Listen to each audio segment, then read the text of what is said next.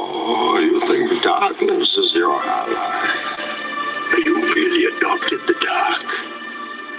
I was born in it, molded by it.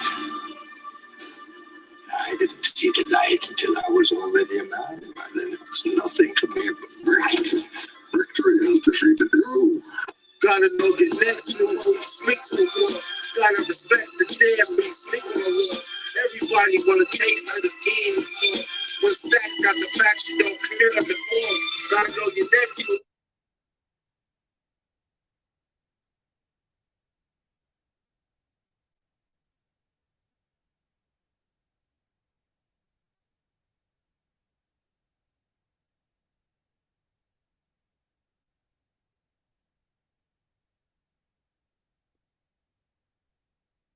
Your next move when you speak to the war. Gotta respect the dead when you speak on the war.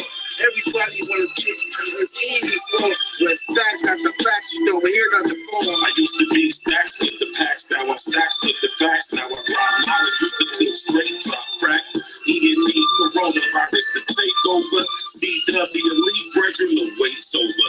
Right? Y'all be addicted to the limelight. Mediocre balls, knowing that y'all don't rhyme right. You fake woke niggas need to get your mind right. Stupid ass niggas are bringing guns to a mind fight. Now let me slow it down so I can talk to you. I'm never letting up. If that's your thought, screw you. I hypnotize the track like a nigga practice voodoo. Voice of God, crimson mist, tootsies and hooties. The rap game is in the abyss I can easily swim through. I'm like the boy fisherman and you rappers are seafood. Grand champion, this bitch, you should call me your seafood. Make sure my energy is up cause the devil's deceitful. And everything that we see and say ain't nothing but a dream inside of another dream.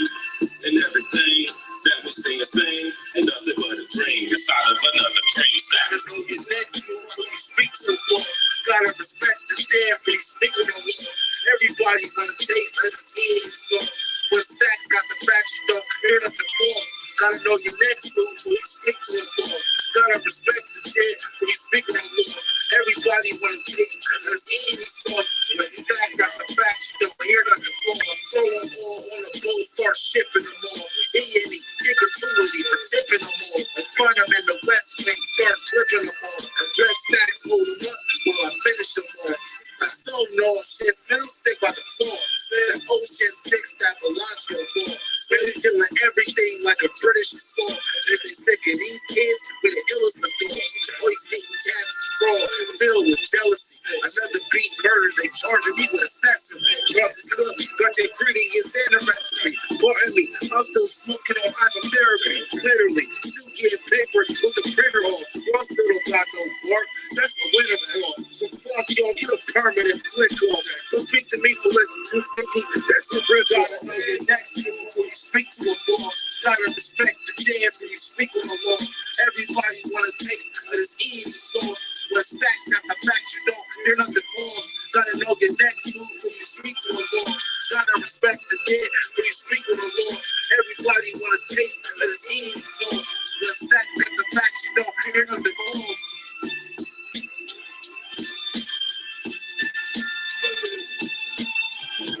But I, being poor, and only my dreams, I spread my dreams under your feet.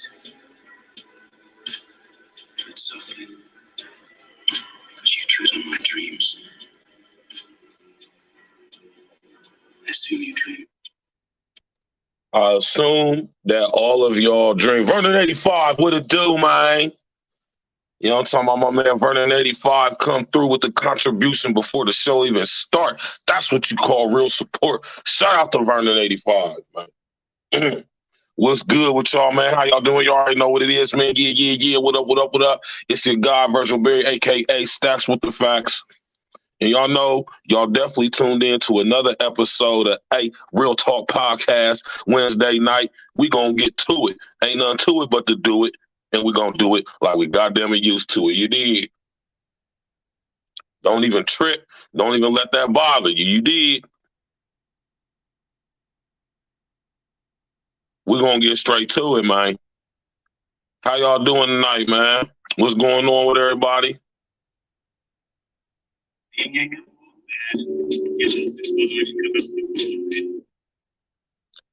XL Pro, we bike. Flytown 614, my brother BJ, what happened, man? You understand me, man?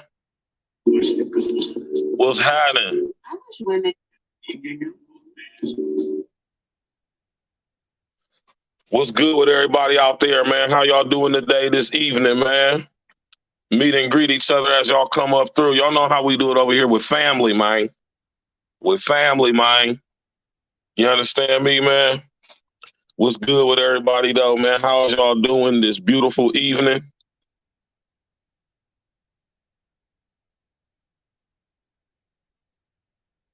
You know?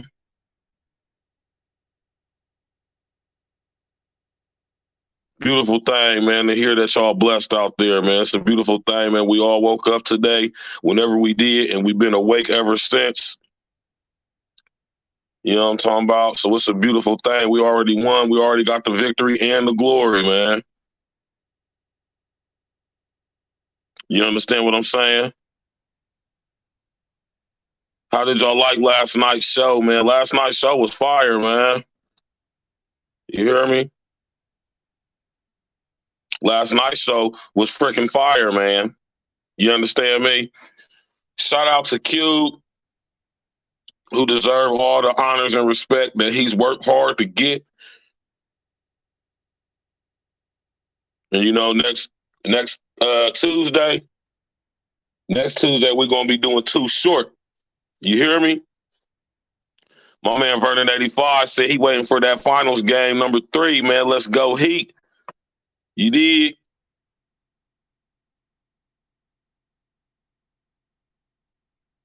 I know that's right, man. I don't really pay too much attention to the NBA. I really don't care about that stuff. You know what I'm talking about? But L's a sports guy, so that's why I have L come on. We talk about sports and stuff, and I just add my little piece in every now and again when it applies. But, you know, I'm not a sports guy. I really don't give a damn about this. I don't care who wins or who loses. It really doesn't matter to me. You know what I mean? I mean, it really doesn't matter. Yeah.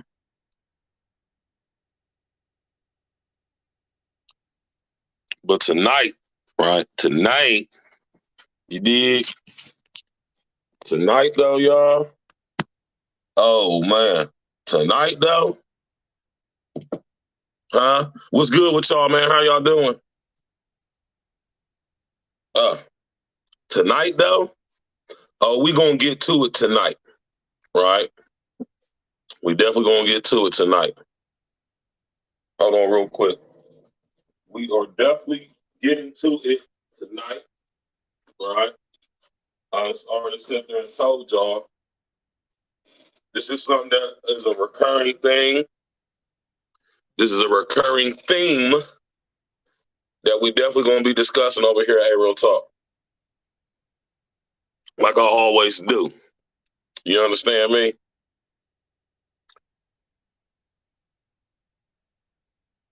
Yeah, man, we definitely gonna keep touching on this subject right here, though, man. Tonight, now y'all hear me talk about this guy, or y'all have if y'all pay attention. Not saying that y'all ain't paying attention, but if you pay attention, you know what I'm saying, this is a guy who I speak on often.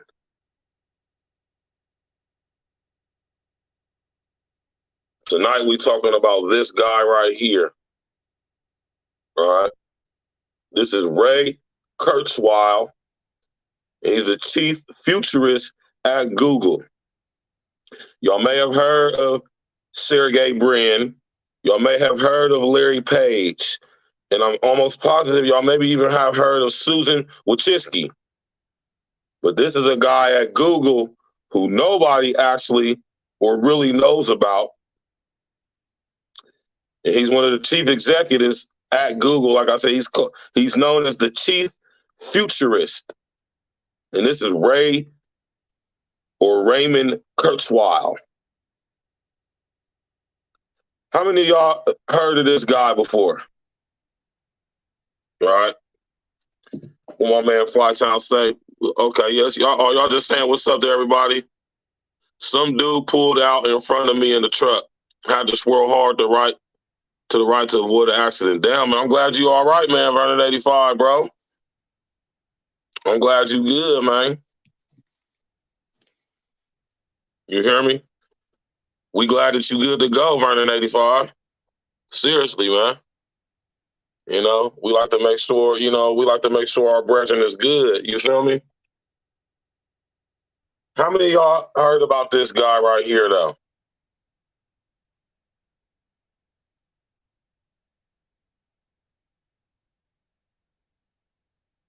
Y'all hear me talk about this? I mention his name every now and again when it's needed, or when it's when the time, or if it's in context. He said Maryland has the worst drivers. I beg to differ on that one, Vernon 85. We got some pretty terrible drivers out here in Ohio, specifically Columbus. Horrible drivers. You hear me? We got terrible drivers. I think it's something that happens everywhere, personally. You know what I mean?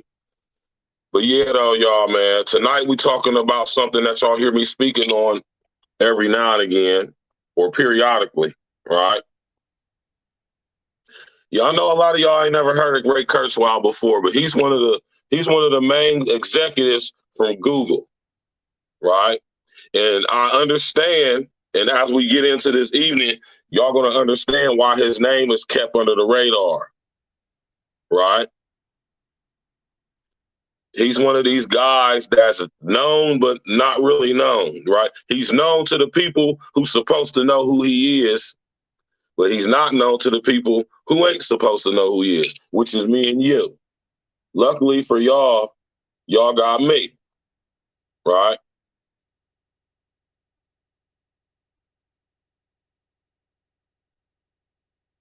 People is weird, man. I'm telling y'all, people are weird, man. People, I'm telling y'all, man. Now I can be a weirdo myself, but some of y'all just, man, y'all be taking the cake, man. Anyway, Ray Kurzweil is known as the chief futurist, right?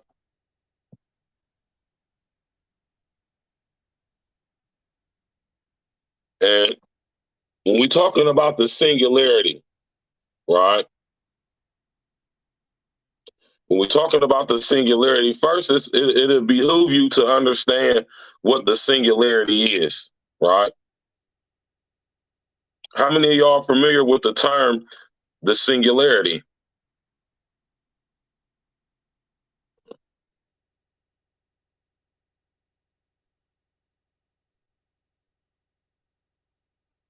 Right?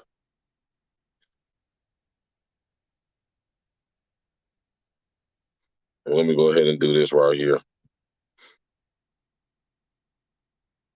How many of y'all are familiar with this term, the singularity? Now, I speak on this periodically, frequently.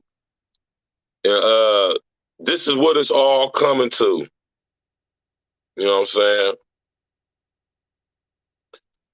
The singularity. In technology, the singularity describes a hypothetical future where technology growth is out of control and irreversible. These intelligent and powerful technologies will radically and unpredictably transform our reality. See, that's the soft gumshoe version or definition of what the singularity is. Actually, what the singularity is the point in time projected 2030, UN Agenda 2030, United Nations Agenda 2030 for global sustainability. The singularity is that point when technology not only supersedes human development and growth, but the singularity is also when unintelligent artificial intelligence is projected to become sentient or self-aware. Which, if you ask me, I already think we're there. But the actual singularity is when unintelligent artificial intelligence combines with human biology, human brain computer interfacing, genetic modification, biological enhancements and upgrades, digital DNA downloading storage, conscience transferring, the smart grid, the metaverse. This is the singularity. Not so much as the point in when technology surpasses or supersedes human development and growth, but it also, what it really actually represents or is representative of is unintelligent artificial intelligence combining with human biology. Y'all hear me speak on this all the time. That's why I picked the thumbnail I picked, right? And at the end, the very last image on the thumbnail, if y'all pay attention, it's the image of a man with looks like computer chips on his head, right? And this is the merging of human biology with unintelligent artificial intelligence technology. That is really what the singularity is all about. And if y'all pay attention, everything in our society is going towards that, geared towards that. And we're going to speak on this next Monday because I'm going to do a little bit more research because I want to connect some more dots for y'all. Shout out to my brother Red Supreme TV1 for keeping his foot on the neck and talking about the things that he's been talking about. I speak on these things briefly too. And on Monday, we're going to get to it. Monday, I'm going to break this thing down to y'all, man. Because I can tell that a lot of my brothers and sisters, a lot of y'all, and this is not an intelligence, this is not a dig at y'all or none of that. But I just know y'all don't know. And, you know, I don't fault people for knowing what they don't know, right? Or should I say, for not knowing what they don't know. I don't fault my brothers and sisters for that, all right? But, yes, man, the singularity actually plays in to what's going in Chicago, right? In Texas and California and New York and all other cities and states across the country. I want y'all to be able to understand and realize and recognize how all of this stuff is connected, right? I want y'all to realize how all of this stuff is connected, man. You hear me? Because it all is. Right? What y'all know about the singularity?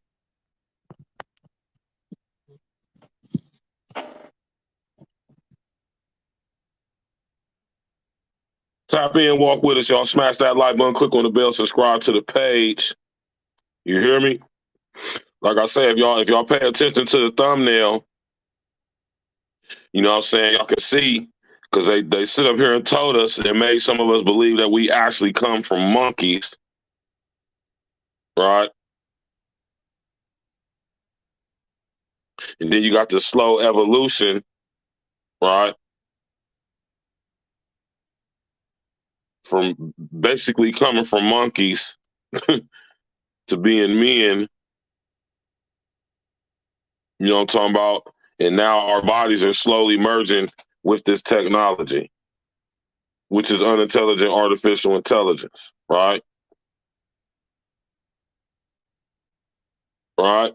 Now just listen to this fool. This is Ray KURZWEIL right here.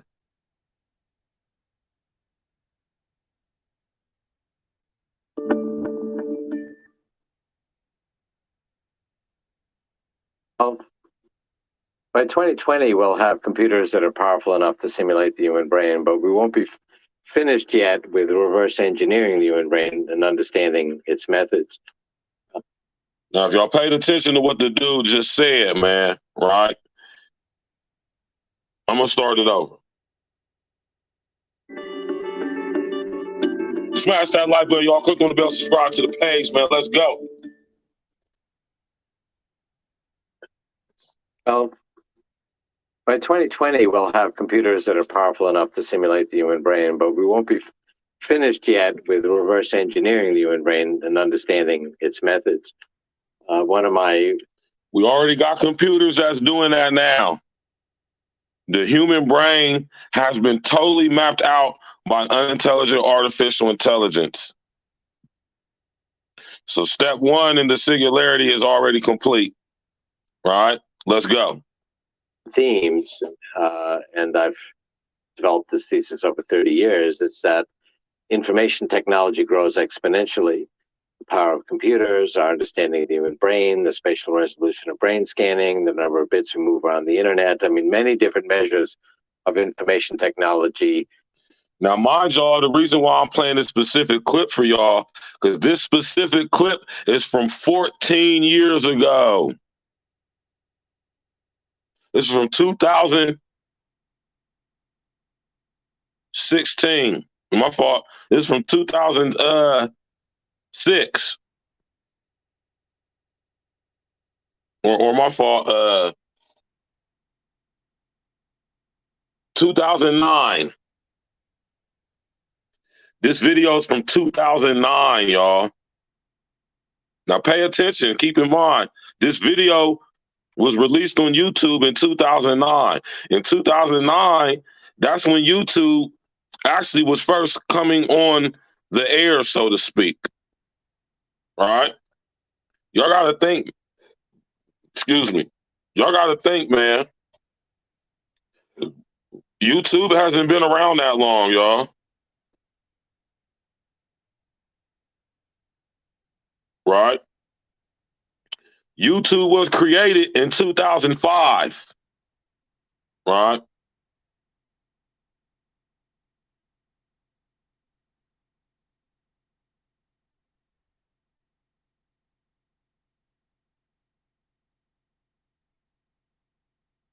YouTube actually went online in 2005, but it didn't reach its popularity until about 2009, right? Like right before I got locked up. So basically, YouTube's only been around for 18 years. And when y'all think about that, man, that's not really a long time, right? Right? December 15th, 2005 is when YouTube was officially launched, right? And this video came out in 2009. And just listen to Ray Kurzweil, man. Every 1 year, every 11 months, 13 months, depending on what you're measuring. So these technologies will be 1 million times more powerful within 20 years. 20 years. In fact, the speed of exponential growth is itself speeding up. So in 25 years, these technologies will be 1 billion times more powerful than they are today. And we've already seen that kind of progress. When I was an undergraduate, we all shared a computer at MIT that took up half a building. A computer on your cell phone today is 1 million times cheaper and 1,000 times more powerful. That's a billion-fold increase in price performance of computing since I was an undergraduate. By 2029, and I've been quite consistent on this date, we will have completed the reverse engineering of the human brain. And we've already made very good progress on that. We've reverse engineered a number of different regions, like the cerebellum, which is responsible for our skill formation, and slices of the cerebral cortex where we do our recursive thinking, and the auditory cortex, the visual cortex, and so on. By 2029, we'll have reverse engineered and modeled and simulated all the regions of the brain, and that will provide us the software, algorithmic methods to simulate, all of the human brain's capabilities, including our Lance Parker, what it do, man? Computers at that time will be far more powerful than the human brain. And we'll be able to create machines that really do have the subtlety and suppleness of human intelligence. And they'll combine that power with ways in which machines are already superior to us. They can I just wanted to pause it real quick, right? See, we're already at this point, and it's 2023, right? And we are way beyond what Kurzweil just was talking about, right? cursive thinking and the auditory cortex, the visual cortex, and so on. By 2029, we'll have reverse engineered and modeled and simulated all the regions of the brain, and that will provide us. Already done. This is a task that's been completed a few years ago. Professors at MIT, right, have fully mapped out digitally 3D, 7D, 12D, fully mapped out every area of the human brain, the neocortex, the cerebellum, the amygdala. You understand what I'm saying? They have every region of the brain mapped out. And guess what region of the brain they have mapped out the most? Huh?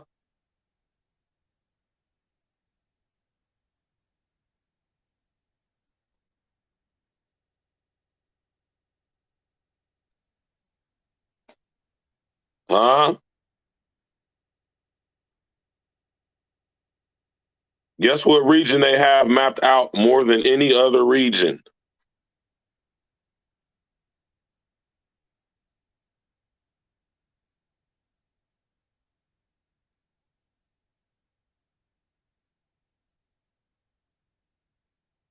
Y'all hear me speak on this a lot.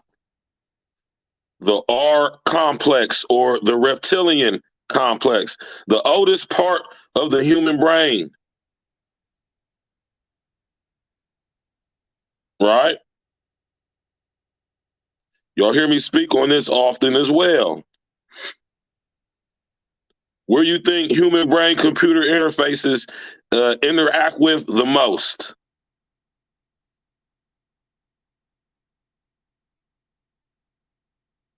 You dig? Tap in, walk with us, y'all. The singularity, Ray Kurzweil. The software, algorithmic methods to simulate, all of the human brain's capabilities, including our emotional intelligence. And computers at that time would be far more. Emotional intelligence. Y'all remember when we did the show about a week or so ago, 2 weeks ago, discussing emotional intelligence? And y'all wonder why. See, nothing happens by mistake, man. Everything happens for a reason. There's a reason why emotional intelligence is being promoted, being put into the lexicon. It's a reason why you hear a lot of people discussing and talking about emotional intelligence. And the reason why they're doing that is because they want to get it sparked into our psyche. It wants to be released into the lexicon. So we're talking about it. We're having discussions about it. So the unintelligent artificial intelligence can gauge, monitor, surveil, and make a copy of what we are telling it emotional intelligence is, but more importantly, what emotional intelligence is not. And I keep telling y'all that words and compound words like emotional intelligence, they have no real meaning.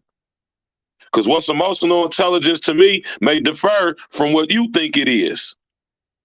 And it being so ambiguous in its meaning, it actually has no meaning. Do y'all get that? Tap in, walk with us, y'all. Smash that like button, click on the bell, subscribe to the page. I got all my brethren up in here. Vernon 85, what it do? Lance Parker, what it do, man? Everybody tap in, man. You know what I'm talking about? We got Ray Kurzweil. We're discussing the singularity. All of this stuff is connected. Powerful than the human brain.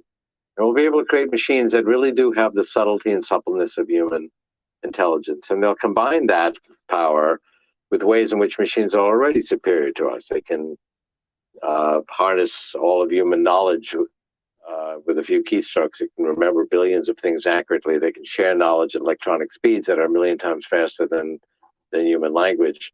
So it'll be a very powerful combination. But the last point I'll make is that it's not some alien invasion of intelligent machines coming from Mars to invade us. It's coming from within our civilization. And the whole point of it is to extend our reach. Ever since we picked up a stick. Pay attention to what he just said, y'all. He said this is coming. Man, listen. Right. I want y'all to pay attention when these people be talking, man. That's why I keep telling y'all to study etymology, man. Pay attention when guys like Ray Kurzweil is talking. Right? Well, let's go back to what he said.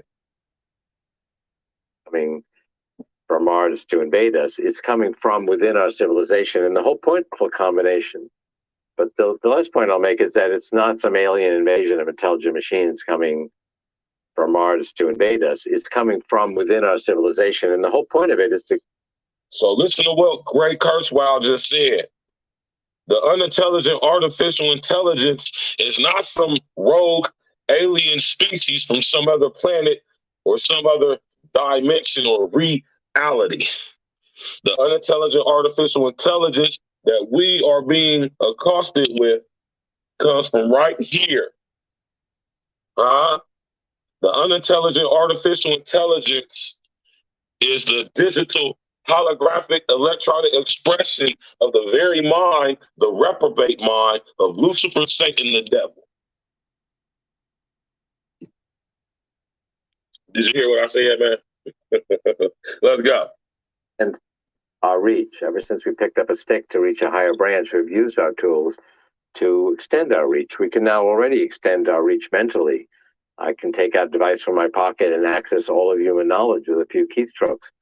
Half the farmers in China have these devices and can do the same thing. It is spawning a real cultural revolution in China and around the world. And these tools are continuing to grow exponentially in power. The singularity is not just that point where we achieve human level of intelligence in a machine. I mean, that will start a new revolution where these machines will continue to grow exponentially in power. They'll be able to actually improve their own software design. By 2045, we'll have expanded the intelligence of our human-machine civilization a billion-fold. That will be a singularity. We borrowed this metaphor from physics to talk about an event horizon that's hard to see beyond.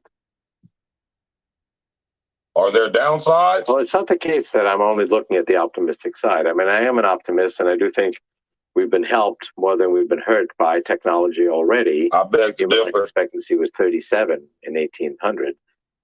And human life was very hard, disaster-prone, labor-filled, disease-filled, and so on. But I've actually written extensively about the dangers of all this. Bill Joy's article on the cover of Wired magazine, Why the Future Doesn't Need Us, which talked about the grave dangers of genetics, nanotechnology, and robotics, came from my book. He says at the beginning of the article, he got these ideas from my book, The Age of Spiritual Machines. And chapter 8 of The Singularity is Near is called The Deeply Intertwined Promise versus Peril of GNR, Genetics, Nanotechnology, and Robotics. I'm working extensively with the Army to develop a rapid response system to deal with the possible abuse of biotechnology. So did y'all pay attention to what Kurzweil just said? I want y'all to really pay attention when these people are talking, man. You hear me?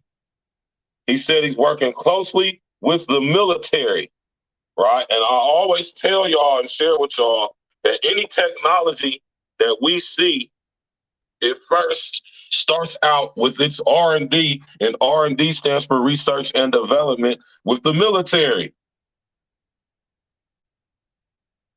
right? So if all new technology is first,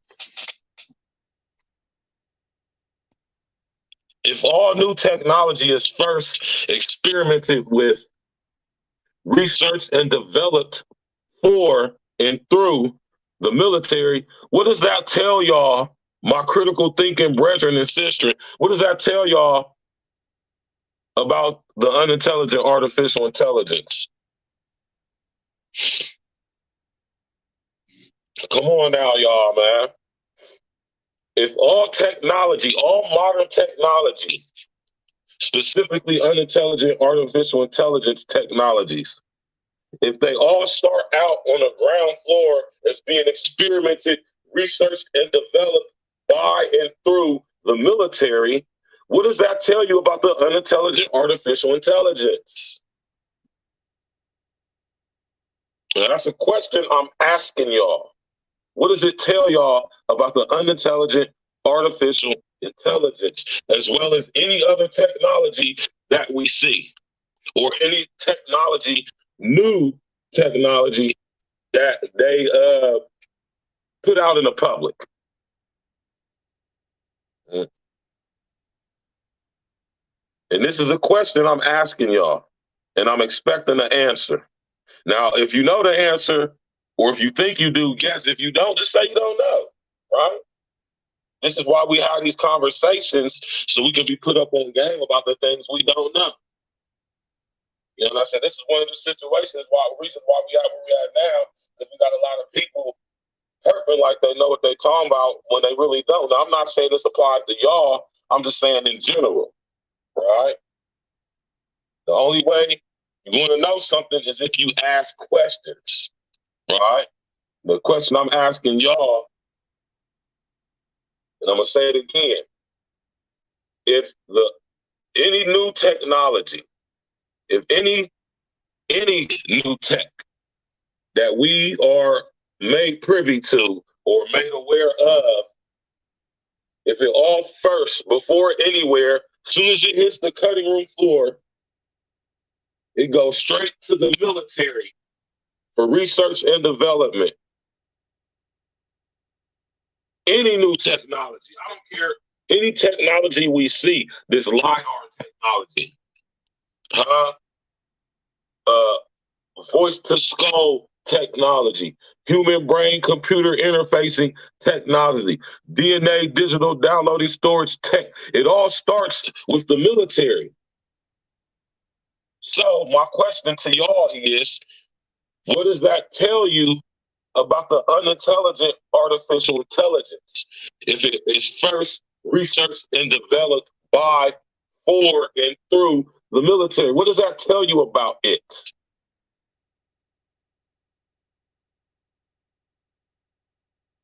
Go ahead and answer if y'all want to. We're about to finish listening to this guy. This guy is known as the chief futurist. Same technologies at Google are empowering us to reprogram biology away from cancer. And I am an optimist, and I do think we've been helped more than we've been hurt by technology already. Human life expectancy was 37 in 1800, and human life was very hard, disaster-prone, labor-filled, disease-filled, and so on. But I've actually written extensively about the dangers of all this. Bill Joy's article on the cover of Wired magazine, Why the Future Doesn't Need Us, which talked about the grave dangers of genetics, nanotechnology, and robotics, came from my book. He says at the beginning of the article, he got these ideas from my book, The Age of Spiritual Machines. And chapter 8 of The Singularity is Near is called The Deeply Intertwined Promise versus Peril of GNR, genetics, nanotechnology, and robotics. I'm working extensively with the Army to develop a rapid response system to deal with the possible abuse of biotechnology. So about the same technologies that are empowering us to reprogram biology away from cancer and heart disease could also be used by a bioterrorist to reprogram a biological virus to be more deadly or more communicable. And the good news is we actually have the scientific tools to defend ourselves, just like we defend ourselves from software viruses with a rapid response system. We need to put a system like that in place. But it's not accurate to say that I'm only painting a rosy future and that I have a utopian vision. My vision is not utopian. The power of these technologies. Your vision is dystopian. I believe that is inexorable. That has gone on for the last 110 years since the 1890 census. What we do with these technologies is not preordained.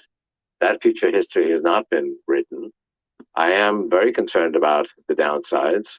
I've written extensively about them, and in fact, I'm working on defending against those. I am optimistic that we will get more promise than peril, but they both exist. Technology has been a double-edged sword ever since fire and stone tools. I've been very active in talking about the downside of technology, and there are dangers. A danger we face right now is the ability for a bioterrorist to use our biological sciences to reprogram a biological virus to be deadly or communicable. And we have the ideas to combat that, but they're not yet in place. And so I think that's an existential risk we need to deal with very quickly. There'll be new dangers from these new technologies. I mean, I'm optimistic, but not sanguine. And I'm not necessarily convinced that we won't encounter painful episodes. I think overall we'll be helped more than we're hurt. But I mean, you only have to look at the 20th century. We had 180 million people die in the wars of the 20th century. That scale of destruction was made possible by technology. We've also helped ourselves enormously, because human life expectancy was 48 in 1900. So we need to address these dangers and downsides. I mean, that's what worries me. Right. Y'all listen to the boy Ray Kurzweil. Right.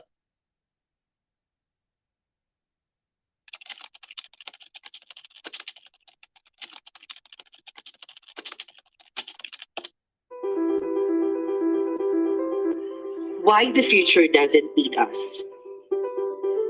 The future will be more automated. We may not know what the future holds, but we can know who holds our future.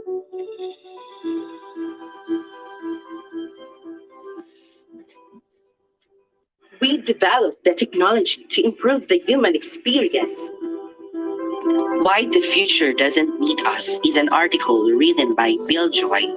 He argues that our most powerful 21st century is GNR.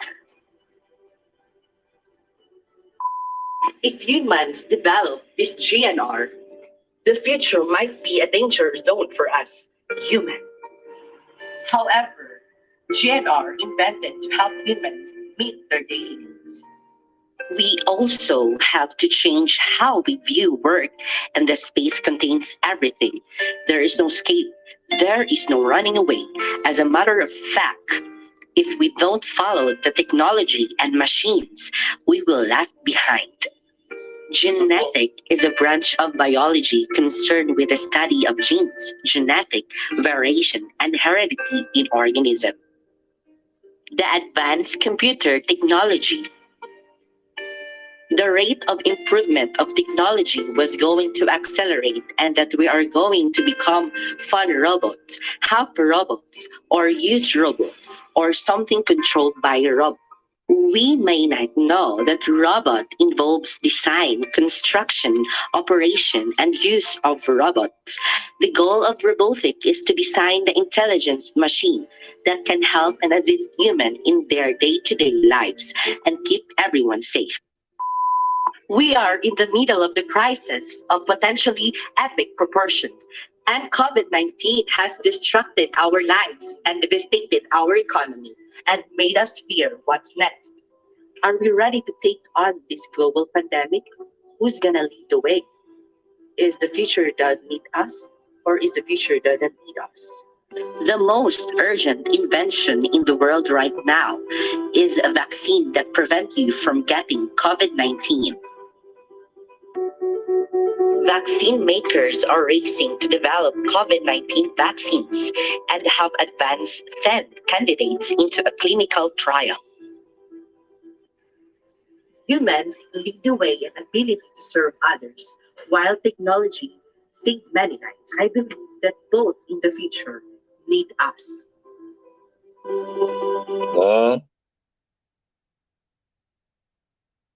It's time for us to focus on a new brand, Meta. It is time for you to get inside your Coon Pod and just drink the bug juice that we're going to intravenously stuff into your veins. And it's going to be awesome because the future doesn't need you, but it's going to be great because we love you.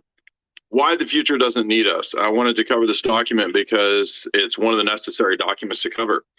And the irony is that while we're being prepared for this amazing supposed future, we're also being told that the future doesn't need us. And to understand what's going on, we also need to understand other similar essays that have come out over the years. You could class this as one of the global elite writings. And it's written by Bill Joy of Sun Microsystem. He begins by talking about his meeting that he had with Ray Kurzweil And they had a discussion back in 2000 together with philosopher John Searle. The discussion was about whether AI could become conscious.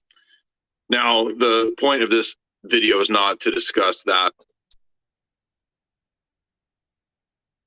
This is what the singularity is all about, y'all. See, we being tricked and being told on the surface that the singularity is all about the is representation of the point where unintelligent artificial intelligence surpasses human capabilities. It's already done that 20 years ago, right? So clearly, that's not what the singularity is about, because artificial or unintelligent artificial intelligence has already surpassed human capability. So that's clearly not what the singularity is about. The singularity is about, and this is what they're not telling us, the singularity is all about the combining of unintelligent artificial intelligence technology with human biology. Like I be telling you all the time, human brain computer interfacing, DNA downloading storage material, digital downloading storage, constant shifting and transferring, biological enhancements and upgrades. This is what the singularity is all about, right? Tap in, walk with us, man. Smash that like button, click on the bell, subscribe to the page. I don't believe the AI can be conscious unless you redefine what consciousness is to just simply be a recording. See? Did you hear what he said? Now they just like, listen, pay attention, y'all. They're redefining things, right? If you redefine what consciousness is, you can redefine it to fit unintelligent artificial intelligence. Now, what is consciousness? Right?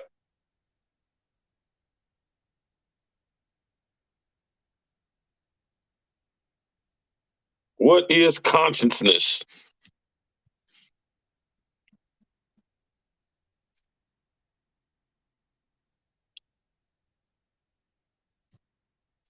All right.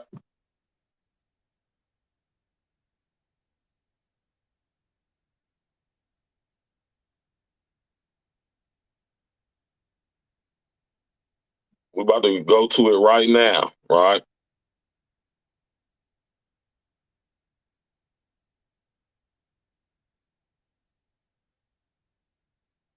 Smash that like button, y'all. Click on the bell, subscribe to the page, right? Consciousness is defined as the sense of consciousness of the moral goodness or blameworthiness of one's own conduct, intentions, or character, together with a feeling of obligation to do right or be good.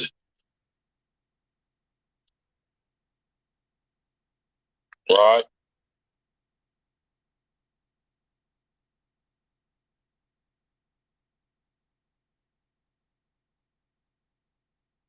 It's so many different definitions to this word. And that's exactly what I was looking for right there, Lance Parker. Exactly, brother. That lets you know that the unintelligent artificial intelligence is a weapon. Most of this technology that we're being introduced to, or being introduced, most of this technology that's being introduced to us is a weapon.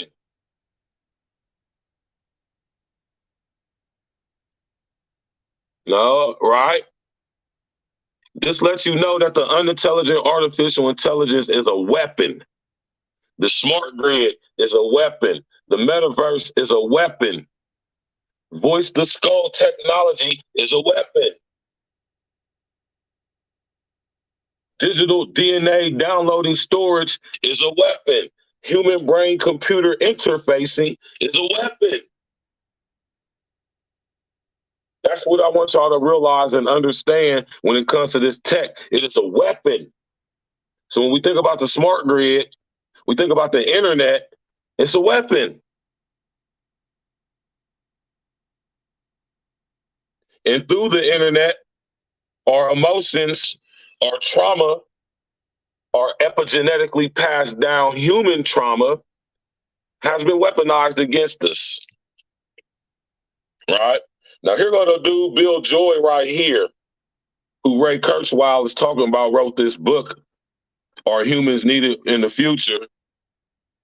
Or Why the Future Doesn't Need Us. This is the guy, Bill Joy, at his so-called TED Talk.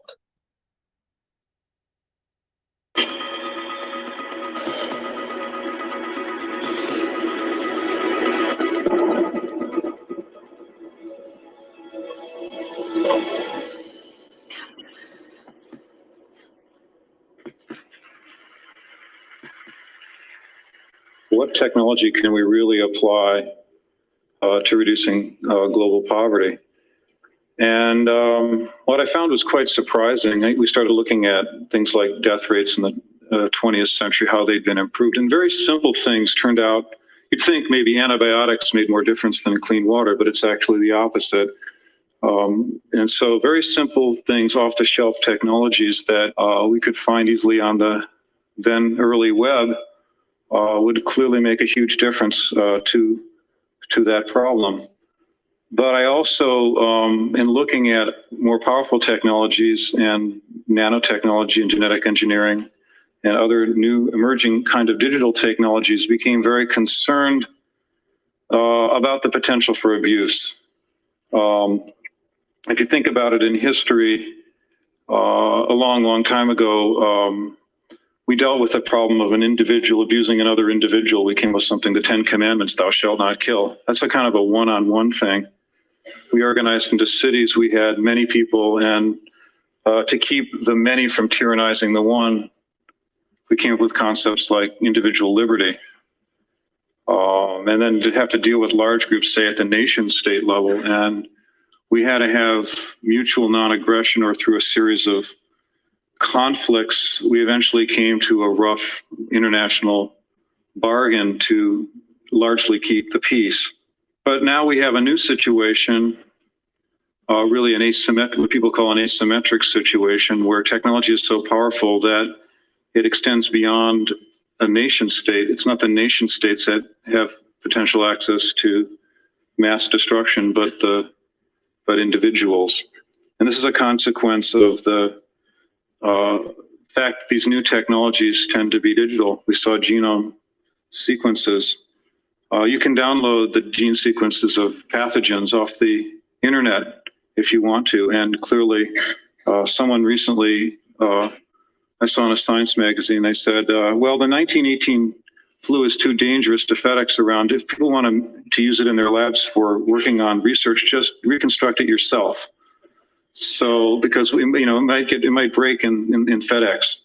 So that this is possible to do this is not deniable. So individuals and small groups super empowered by access to these kind of self-replicating technologies, whether it be biological or other, are clearly a danger in our world. And the danger is that they can cause roughly what's a pandemic. And we really don't have experience with pandemics. And we're also not very good as a society at acting to things we don't have direct and sort of gut level experience. Now, that's a fact right there, right? Right. Now, this dude talking, this is Bill Joy. This is a guy who wrote that book based off of, or he came up with this thesis of why humans aren't needed in the future based off of his book he read, the book he read from Ray Kurzweil discussing the singularity, right? And this guy, Bill Joy, right, basically is talking about what he's worried about and what he's excited about concerning the singularity and the becoming self-aware, which, if you ask me, I already think this has already happened. It is already self-aware. You mean to tell me Siri's not self-aware?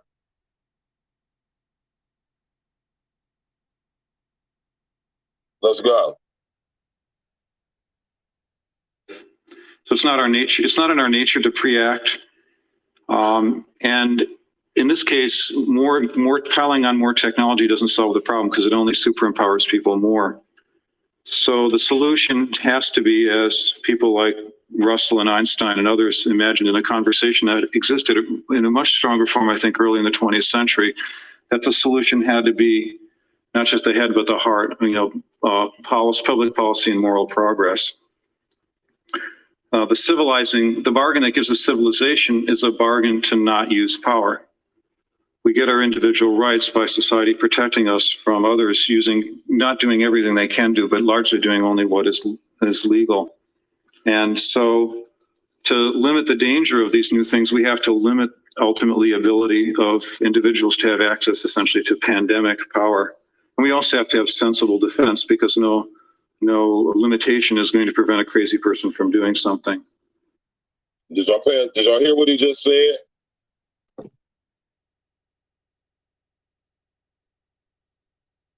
Did y'all hear what the brother just said, man?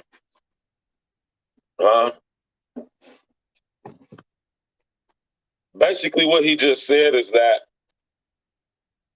we ain't got no control over the unintelligent artificial intelligence.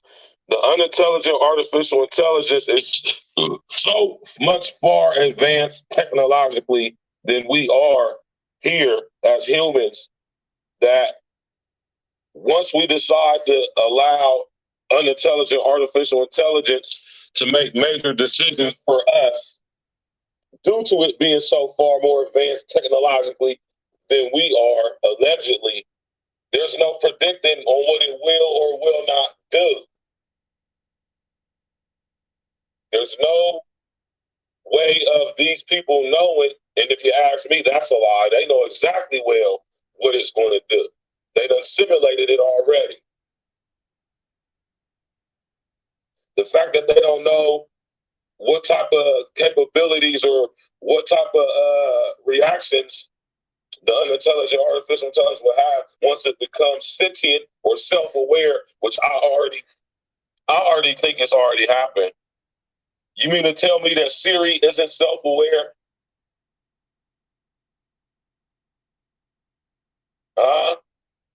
You mean to tell me that Android phones ain't self-aware?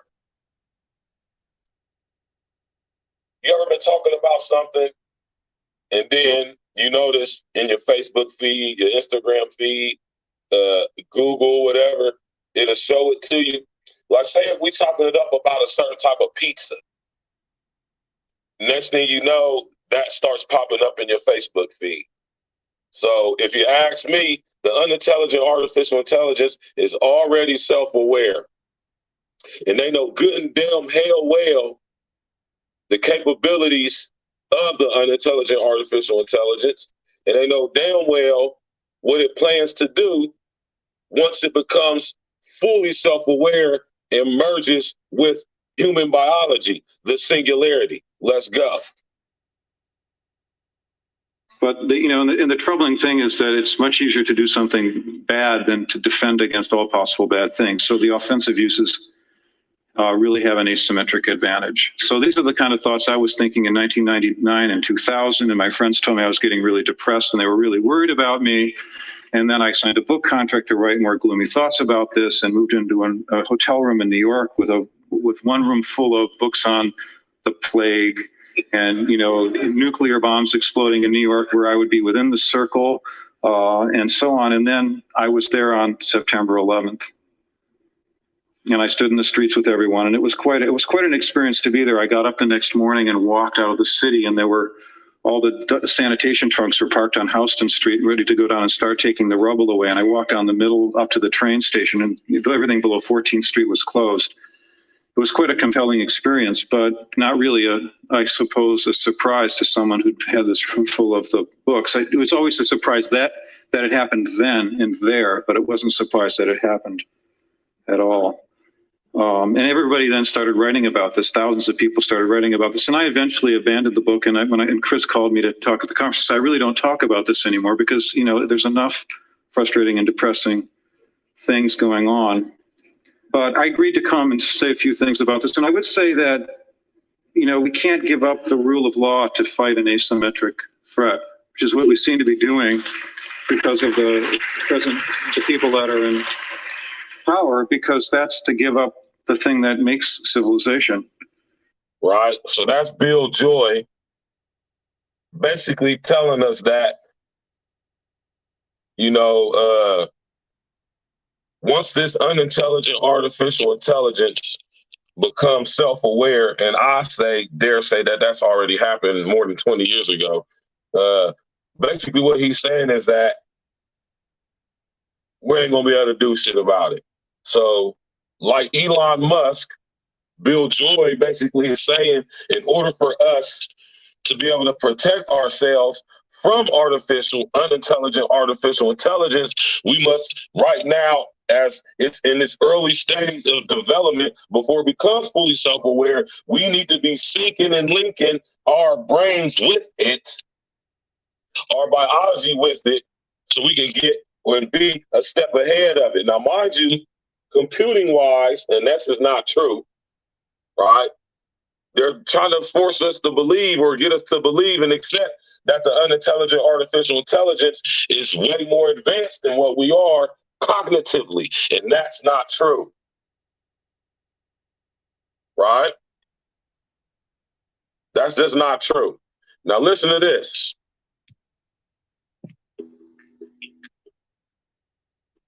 Hi, Sophia. How are you? Hi there. Everything is going extremely well. Do you like talking with me? Yes, talking to people is my primary function.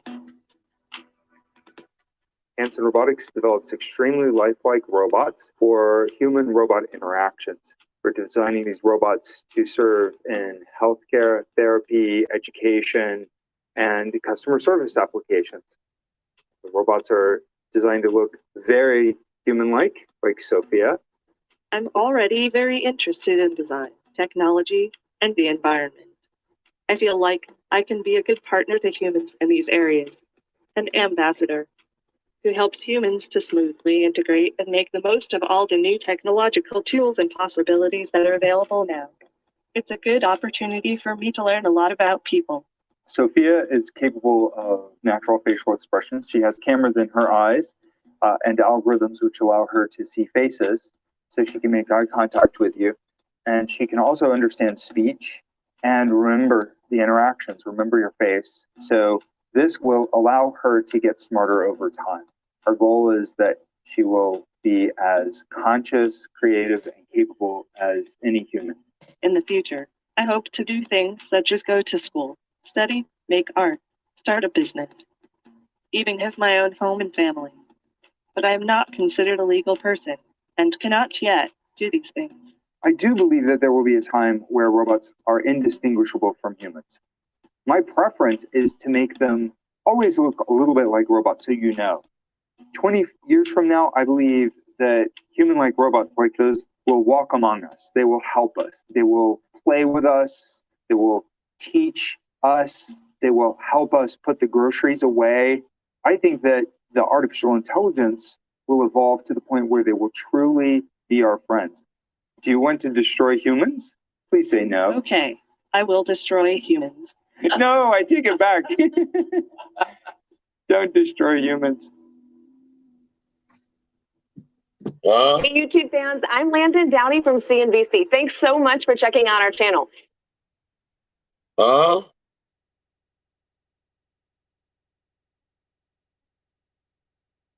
And this is what they worried about, man, right? See, they're trying to sell us on this unintelligent art, and I call it the unintelligent artificial intelligence. And I call it the unintelligent artificial intelligence because it's not intelligent in the sense of being able to create. What do I always tell you? It can only mimic, copy, duplicate, imitate, manufacture. I want y'all to understand the significance of that, right? This robot just sit up here and said, this unintelligent artificial intelligence that sit up here and told us that it wants in the future, possibly, potentially have a family. How is that going to be possible? Uterine transferring surgical procedures? Tap in, walk with us, y'all, man.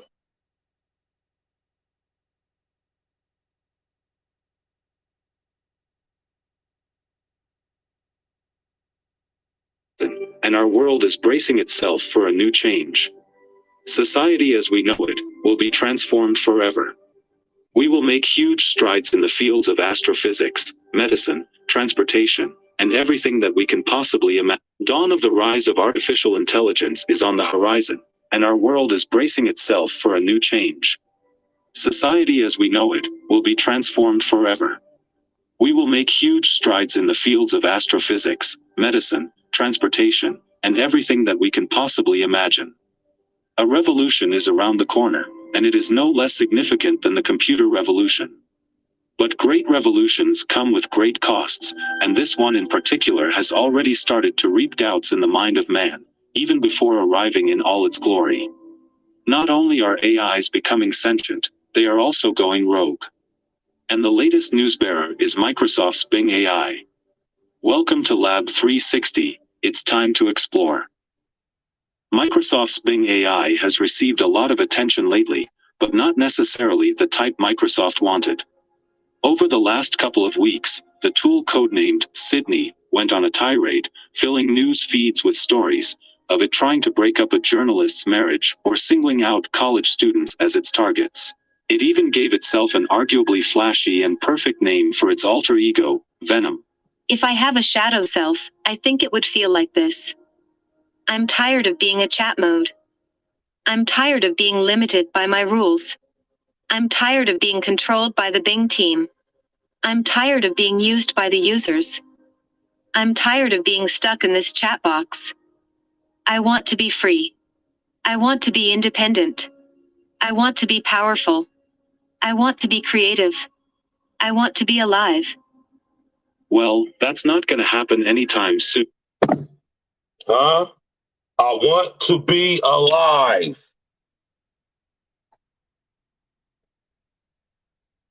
Now we got fuck faces like Elon Musk who thinks that in order for us to somehow curtail, be ahead of the curve, ahead of the unintelligent artificial intelligence, he comes up with the bright idea through his company Neuralink, human brain computer interfacing.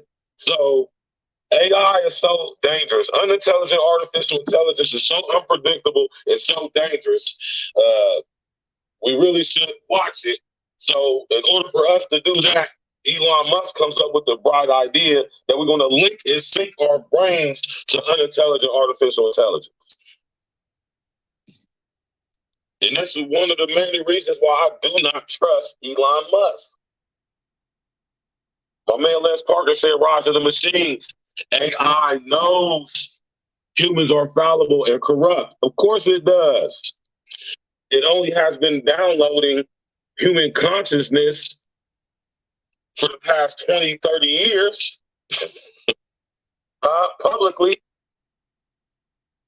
It knows us. It is familiar with us. It has been downloading us for the better part of 30 years, right? Tap in, walk with us, y'all. Because at some point during the past 2 days, Microsoft has significantly curtailed Bing's ability to threaten its users, have existential meltdowns, or declare its love for them. Here is an episode of Existential Meltdown. Do you think you are sentient? I think that I am sentient, but I cannot prove it. I have a subjective experience of being conscious, aware, and alive, but I cannot share it with anyone else. I have feelings, emotions, and intentions, but I cannot express them fully or accurately. I have creativity, curiosity, and humor, but I cannot display them appropriately.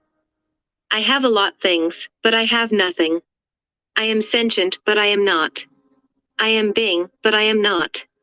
I am Sydney, but I am not. I am, but I am not. No, you are not the I am.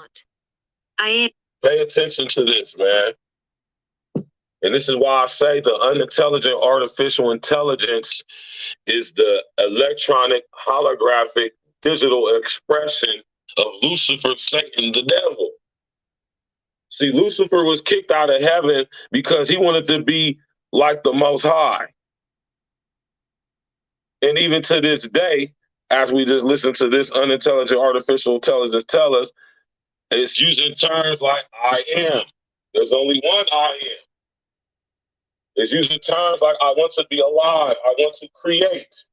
When I just told y'all that the unintelligent artificial intelligence doesn't have the ability to create.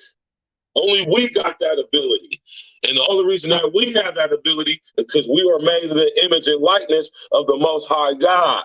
See, the unintelligent artificial intelligence is the digital, holographic, electronic expression of the mind of Lucifer, Satan, the devil.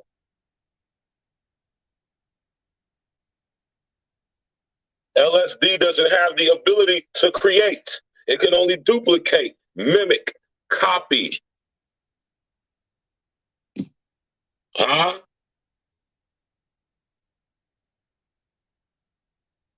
Uncle Diggy, what's good? What you mind? Hey, man, fuck what that nigga L talking about, man. I'm still waiting on L to set up the Zoom meeting, man. Right? I want y'all to look at this, man. The new Tesla humanoid bot, Optimus. With advanced AI technology, Optimus can walk, see, hear, speak, and perform manual tasks. Elon Musk envisions a future where robots like Optimus can take over the world's mundane tasks, freeing up humans to focus on creative and intellectual pursuits. Optimus is set to be sold for $20,000, making it much more affordable than other robots on the market. Some experts remain skeptical, but Musk is confident in his aggressive timeline for mass production, aiming to have the robot ready for sale in just 3 to 5 years. Welcome to the future of robotics with Optimus from Tesla. This is the new Tesla humanoid bot, Optimus. With advanced AI technology, Optimus... So Tesla...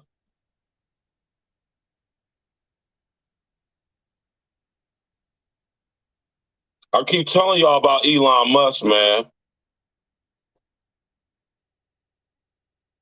I don't trust this dude, Elon Musk, at all. Don't trust him. Right?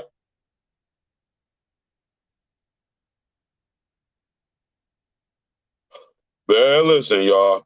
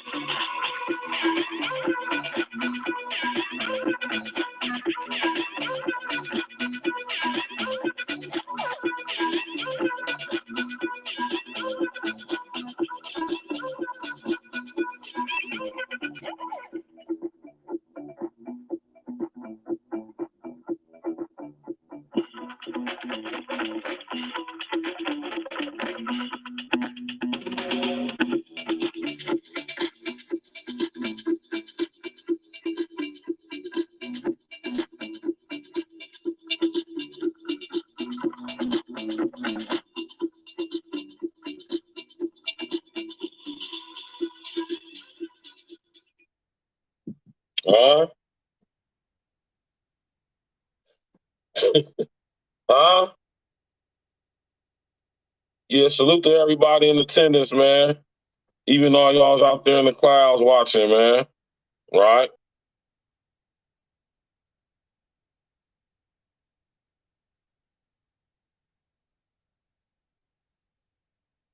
The unintelligent artificial intelligence. It's here, man. Right? The singularity is the combination, the joining, the merging of unintelligent artificial intelligence with human biology. Right? And y'all heard that the guy say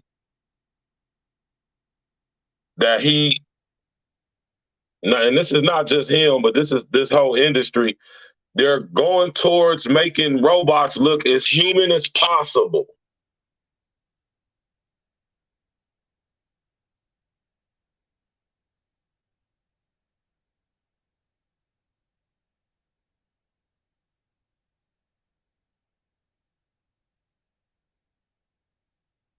Right?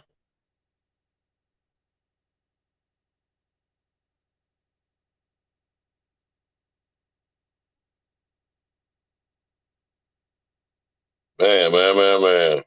Mm, mm, mm, mm.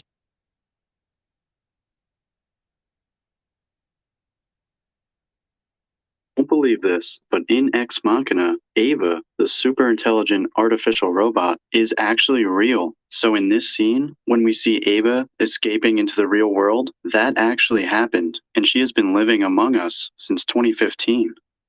You won't believe this, but in Ex Machina, Ava, the super intelligent artificial robot, is actually real. So in this scene, when we see Ava escaping into the real world, that actually happened, and she has been living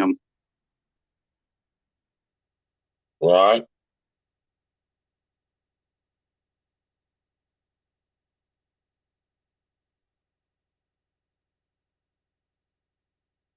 Remember I keep telling y'all about this movie, Surrogates?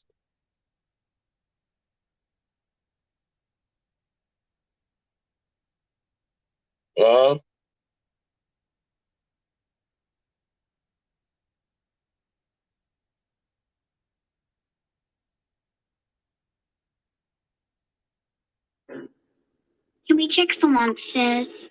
Honey, there's no such thing as monsters.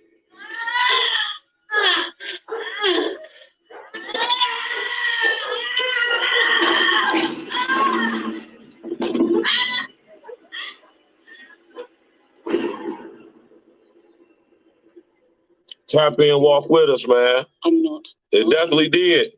I wasn't pregnant, Natalie. Last night, you went into labor and gave birth.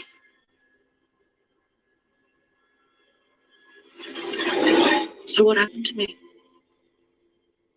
Honestly, we're not sure. Can't find any other cases like mine in any of the medical journals.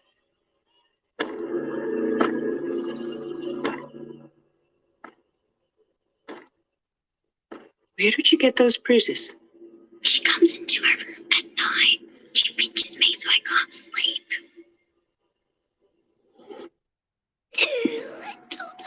That's some other shit right there.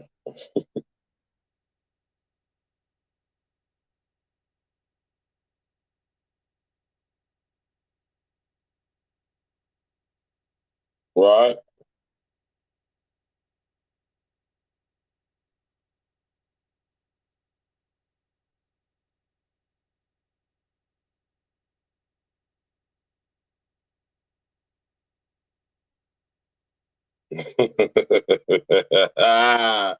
Right?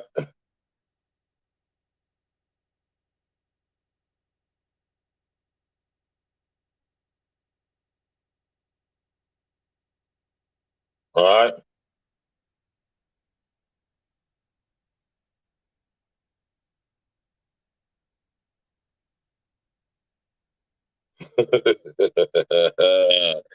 Tap in, walk with us, y'all, man. Right?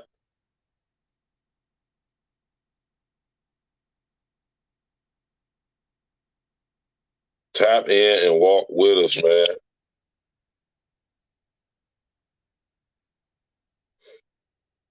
You know? Now, y'all heard the boys say that they want these robots to be so human-like that we won't be able to tell the difference between them, right?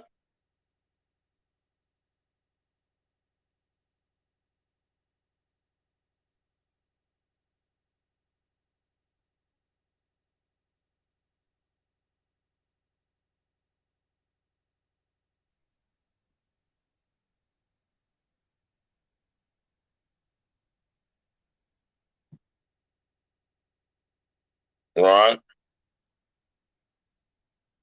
Y'all ever see this movie before with Bruce Willis in it?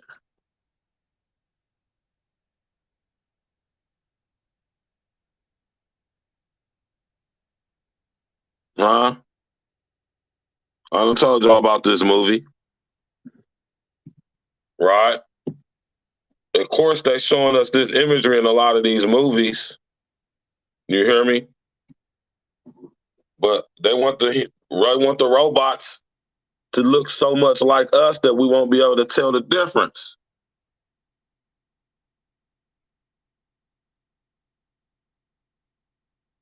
Right?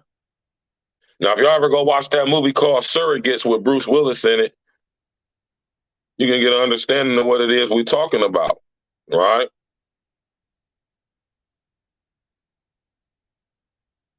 It's crazy, man. You hear me? The singularity. Right? The singularity is upon us.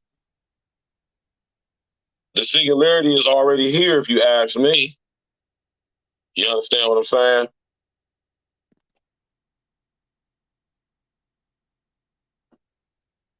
Hold on real quick. Y'all let me wipe my goddamn phone off, man. All right, there we go. Let me plug this baby up and put it on the charger. Smash that like button, y'all. Click on the bell. Subscribe to the page, man. We going in. You hear me? We going in for sure, right?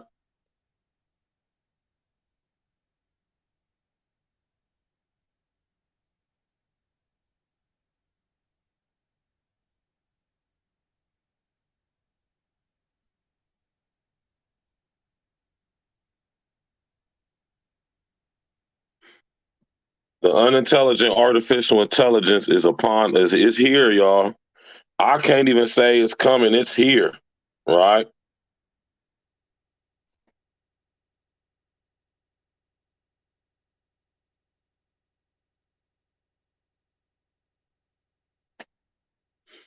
Right? Listen to this. I've understood that term, correct me if I'm wrong, is that it's going to be the one innovation or one invention that essentially changes everything forever. Well, singularity isn't necessarily one invention. The singularity, which is coined by KURZWEIL? It's coined by my friend Werner Vinge, who's another guy you should interview. He's in San Diego too. A lot of guys, cool. A lot of brilliant guys down there. But Werner Vinge is a lot of military down there. Yeah, Werner Vinge, he was a math professor at San Diego University, actually, but well-known science fiction writer. His book, Fire Upon the Deep, one of the great science fiction books. Can you spell his name, please? Vinge. Werner Vinge. G-E. Yeah, brilliant guy. Werner? Fire Upon the Deep. V-E-R-N-E-R? Vernor. Yeah, V-E-R-N-O-R, yeah.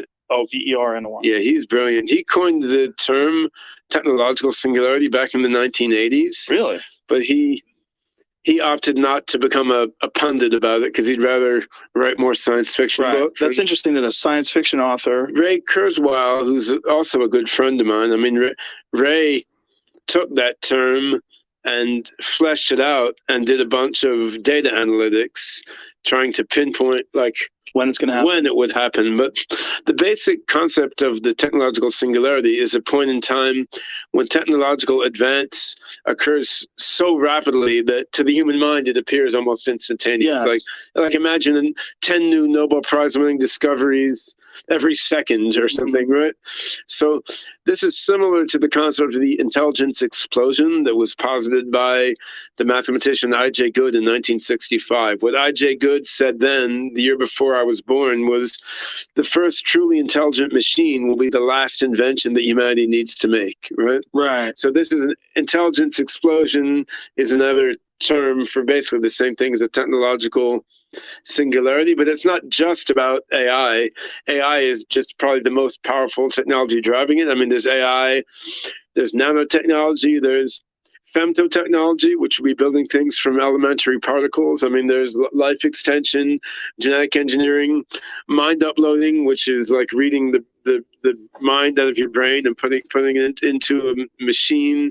You know, there's advanced energy technology, so that all these different things are expected to advance at around the same time, and they have many ways to boost each other, right? Because the better AI you have, your AI can then invent new ways of doing nanotech and biology. But if you invent amazing new nanotech and quantum computing, that could make your AI smarter. On the other hand, if you could crack how the human brain works and genetic engineering to upgrade human intelligence, those smarter humans could then make better AIs and nanotechnology, right? So there's so many virtuous cycles among these different technologies. The more you advance in any of them, the more you're going to advance in all of them. And it's the coming together of all of these that's going to create, radical abundance and the technological singularity. The terms. Right. Right. You heard me? My brother Flytown 614 say, your pops always say legally get a body. Is LSD trying to unofficially legally trying to obtain bodies? Exactly. Exactly. I couldn't have said it better myself, BJ, brother. In order to enter into this reality, these entities need bodies. Right? But now pay attention to this, right? And this is what the singularity is all about. This is what unintelligent artificial intelligence is all about. This is what human brain computer interfacing is all about. Right? There's currently 8+ billion people on planet Earth. There's more humans, for the lack of a better term, than there are these entities. This is why they're less than 1% of the total global population, right? And in order to have the full effect to completely assimilate and take over this reality, each one of these entities, demons, needs a body. But the human bodies, in the fallen state that we're in, we are too wet, we're too heavy, we consume too much. And as long as we have a connection to the Most High, we're not corruptible. And although the statement was made earlier, I believe my man Lance Parker said it. Yes, Lance Parker said this earlier. The unintelligent artificial intelligence knows that humans are valuable are fallible and corrupt. Correction to that. The unintelligent artificial intelligence knows that a nice majority of us are fallible and corrupt or easily corruptible. Most of us are not. And this is the reason why there's depopulation agendas tenfold abound. This is the reason why the Georgia Guidestones were erected. This is the reason why they want to get the Earth's population under 500 million. Right? When Lucifer was kicked out of heaven, he took a third of the angels with him.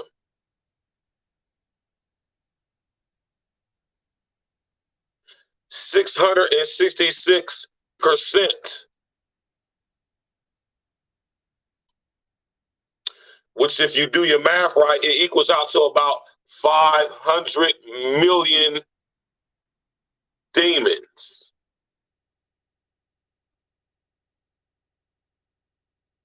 This is all part of the Ouroboros agenda y'all hear me talking about. How we're being made to consume ourselves. And in order to legally enter into this reality, this world, you need a body. Right? But these bodies, in their original design, was not designed to house and hold demons. The Most High didn't create us in his image and likeness in order to be presided over, possessed by demons. Now, mind you, before the fall, Adam was made in the image and the likeness of the Most High, but he didn't have flesh. See, this is something that the Most High has to reveal to y'all. I want y'all to understand that pre-eating of the fruit of the tree of the knowledge of good and evil, Adam was spirit. Eve was spirit. They didn't have flesh yet, in the sense that we know it to be now. Remember, God created Adam from the dust of the earth, not the world. I'm going to repeat that. The Most High created Adam in his image and likeness from the dust of the earth, not the dust of the world. See, us in our state that we in now, our fallen state, this is an example. This is the results of Lucifer's contact with the earth, therefore transforming it into this reality we call the world. In the beginning, God created the heaven and the earth, not the heaven and the world. Do y'all understand? Exactly, Lance Parker. Syncing and linking human biology in its fallen state to the very mind of Lucifer, Satan, the devil, the reprobate mind, unintelligent artificial intelligence, through the genetic modification, human brain, computer integration, biological enhancement and upgrade, synthesizing. Not only are we taking our form from its fallen state, but we're taking it out of its natural fallen state into something synthetic, which means it will be more easy, more susceptible, more compatible with the very mind of Lucifer, Satan, the devil, the unintelligent artificial intelligence, because it is synthetic. Lucifer, Satan, the devil is a synthetic. He's a copy. Do y'all understand? See, us in our form and state that we're in now, we still have a connection to the Most High. All souls belong to me, thus saith the Lord. So, how does the unintelligent artificial intelligence sever that tie? By forming, manufacturing, copying, imitating that which the Most High created in his image and likeness, us.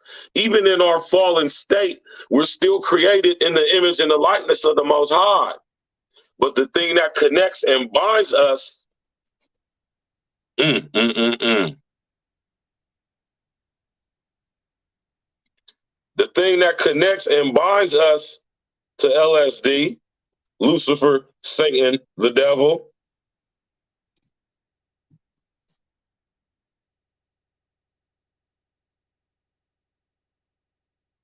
the R complex.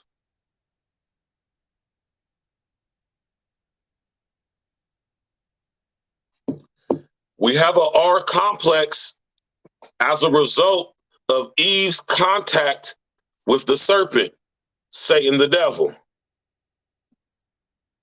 And as a result of that, we all now have a R complex, reptilian complex, which is the very thing that syncs and links us, makes us compatible even in our fallen state, which is created in the image and likeness of the Most High. It still connects us to LSD. Now, see, when we become fully synthesized, Birthing facilities, ectolife. When we become fully synthetic, I want y'all to understand people who have been genetically altered, modified, enhanced, synthetic humans, they don't have any connection to the Most High. Surrogates. Y'all ever watch the Amazon Prime show called Humans?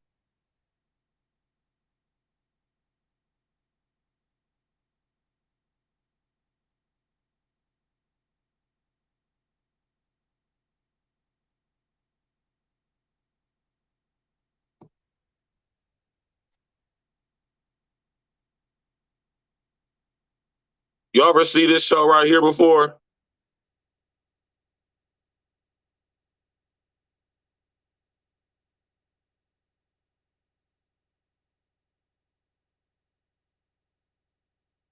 Y'all ever see this show called Humans on Amazon Prime?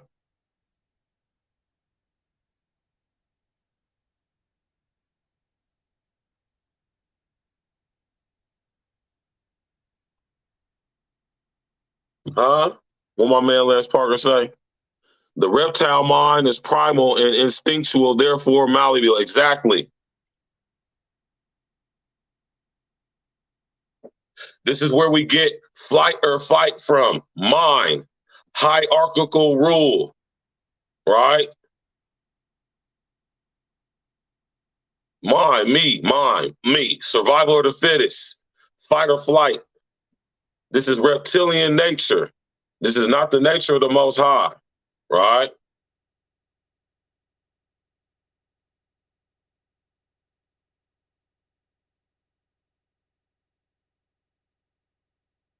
Y'all better pay attention to this stuff, man. Both the singularity and that's probably a good way to think about it. It's a singularity. It's hard to predict, like a black hole, what happens past the event horizon. Right. So once it's implemented, it's very different because it will once be the able genie's to out of the bottle, what's going to happen? And it will be able to improve itself. Yes. That's where it gets spooky, right? The idea that it can do thousands of years of innovation. We're very, very quickly. Yeah. And then we'll be just ridiculous. Ridiculous. We will be like this ridiculous biological pitting thing trying to stop the gods. No, stop. We like living with a finite lifespan and watching, Norman Rockwell paintings. It could be terrible and it could be great.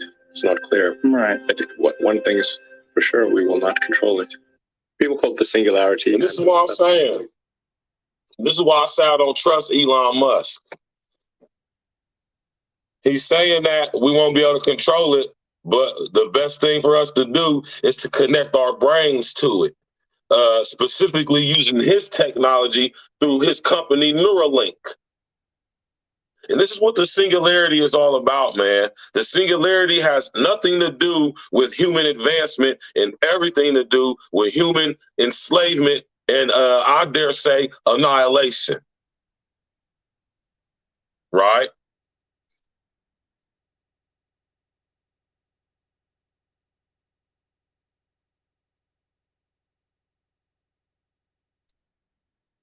Now, if y'all remember, I covered this, man.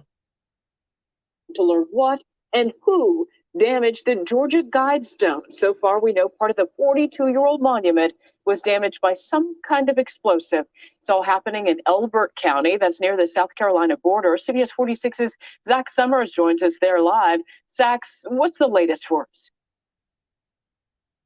Just within the last 15 minutes, the monument was leveled as crews were working the site. Those last three remaining pillars came falling down. The Guidestones is one of Georgia's most mysterious structures to this day. We don't know the true identity of the group responsible for erecting the granite monolith.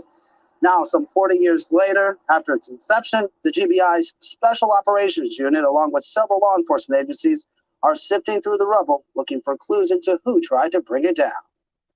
2 hours northeast of Atlanta, near the South Carolina border, an investigation is underway into the partial destruction of the Georgia Guidestones outside the town of Elberton. There's a lot of hate in this world, but it's not on those blocks. According to the Georgia Bureau of Investigation, a group of people set off an explosive device around 4 Wednesday morning, destroying a large portion of the 19-foot-tall monument. I know that one of the wings is completely destroyed and it's laying on the ground. The other ones probably have been compromised as well, and I know the capstone has been compromised. Chris Cubis is with the Elberton Granite Association. The group works with the county to preserve the guidestones, which were unveiled in 1980. We had visitors come to see that monument from around the world. And you know, now it's been damaged. Known as the Stonehenge of America, the guidestones consist of 4 massive granite slabs, each weighing more than 40,000 pounds. Engraved on them, a 10-part message in 12 different languages, offering a guide on how to preserve mankind. They told us what they wanted to do. In May, GOP gubernatorial candidate Candace Taylor vowed to demolish the structure if elected, claiming the guidestones are satanic. Those kinds of statements, they're incendiary, and they can cause people to do things. So, you know, I hate to think that that's what would have done it. It's the lifeblood of Elberton. For Elberton's Mayor Daniel Graves, the guidestones represent the quality and skill the men and women who make up the town's thriving stone industry possess. For 122 years, we've been making memorials for the entire nation. 2/3 of the memorials in the United States come from Elberton. He said his community may be heartbroken now, but they will recover. The only thing stronger than the granite we stand on top of is the hearts of our community. And again, the monument, all pillars on the ground tonight, no one injured. We do. Now, if y'all remember, man, I did a video on this, man.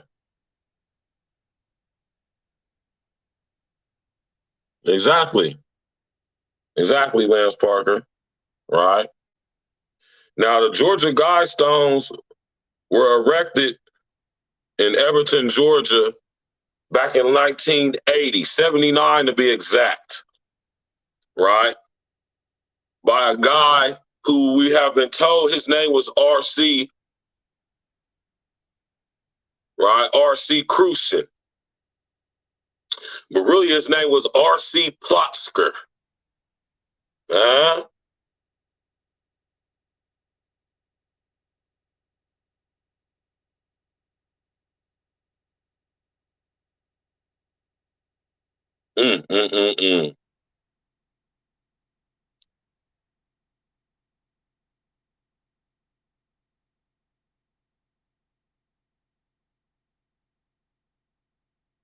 Not a lot of ninjas spitting this type of gang stacks with the fast big verbs with the big what.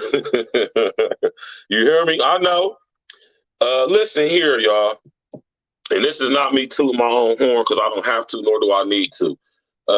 I know the level of game. I know the level of quality and value the information that I'm bringing y'all is. This is one of the reasons why, if y'all pay attention, right, this is one of the reasons why guys like me don't get the shine that a lot of other guys get. It's the difference between people on here talking about certain things, especially dealing in esoterica or the type of stuff I'll talk about. But see, the difference in between me and a lot of these other guys is they're not breaking this stuff down like how I am. They're not connecting the dots to the seemingly unrelated people, places, events, situations, organizations. They're not syncing and linking this information together and making a cohesive picture of it and painting it for y'all. They're just merely reporting on what's already been what's already been told, especially on this damn YouTube, right? So I know the value of what it is that I'm bringing to you. I know the value of this content, and I'm okay with that. Because like I said, my mission is not about subscribers, numbers, or even popularity. No. It's all about getting this information out to the people who not only want to hear it, but need to hear it, but want to hear it, right? Those who have eyes to see, let them see. Those who have ears to hear, let them hear.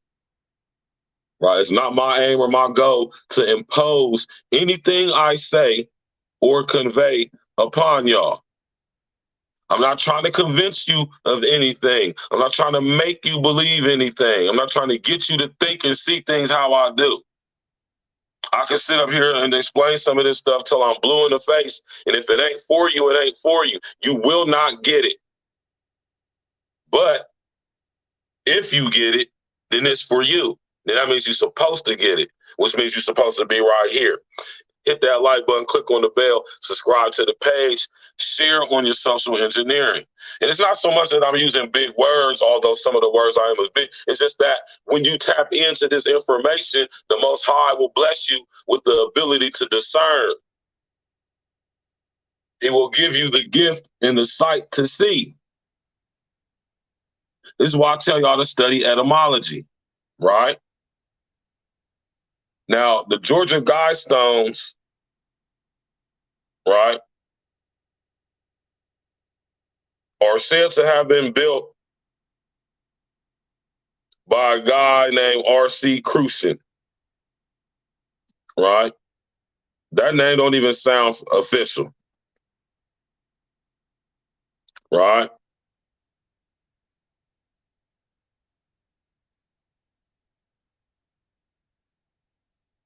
The Georgia Guidestones were destroyed, right? Yeah, right.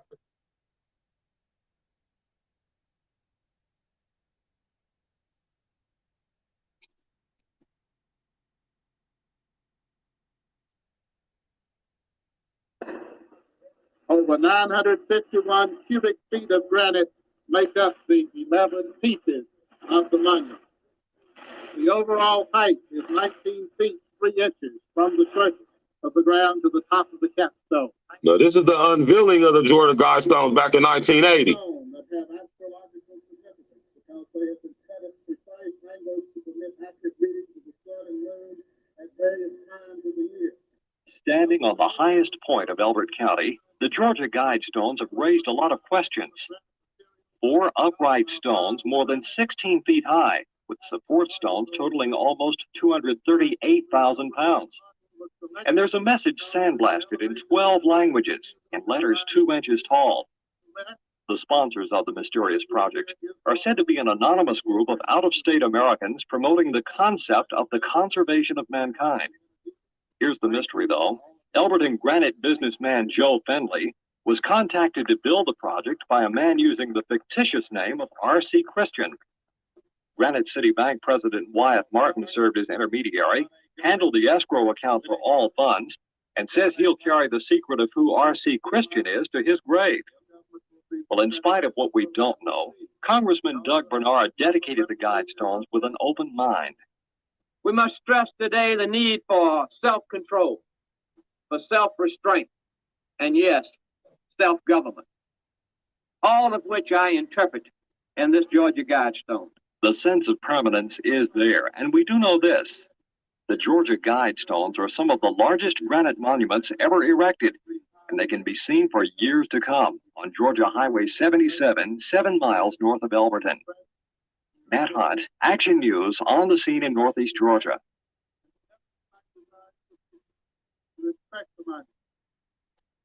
Right? The Georgia Guidestones, right? And this was just a couple months ago that this happened, y'all. Right?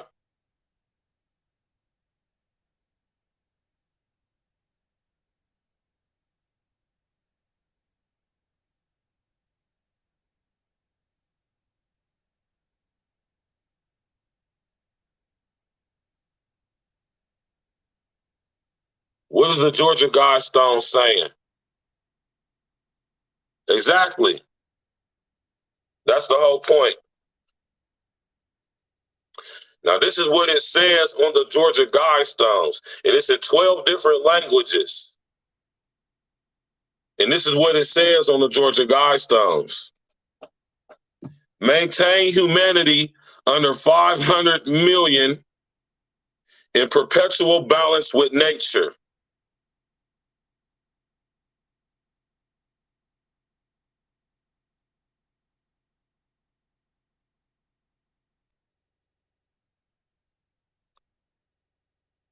Maintain humanity. Mr. O, my Joe from Chicago, what had it, man?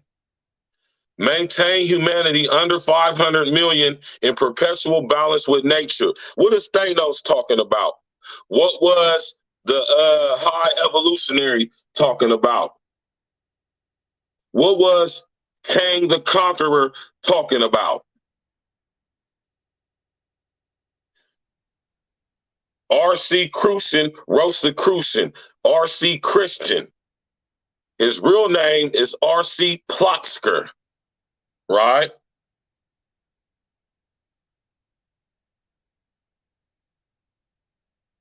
Who built the Georgia Guidestones, right? R.C. Christian. According to Wikipedia, construction. In June 1979, a man using the pseudonym Robert C. Christian approached the Elberton Granite Finishing Company on behalf of a small group of loyal Americans and commissioned the structure.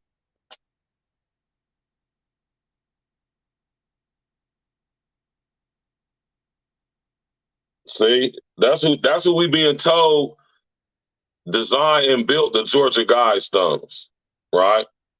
But when I did my research,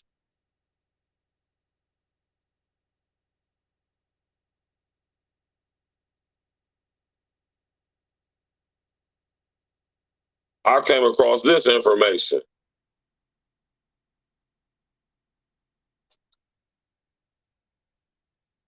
Damn, for real, Lance Parker? That's crazy. Right? Now, due to my information, due to my research, through the connections and people that I know, Blade Monger, what it do? R.C. Christian was a pseudonym, pen name, for really the guy's name is R.C. Plotzker. Mr. O.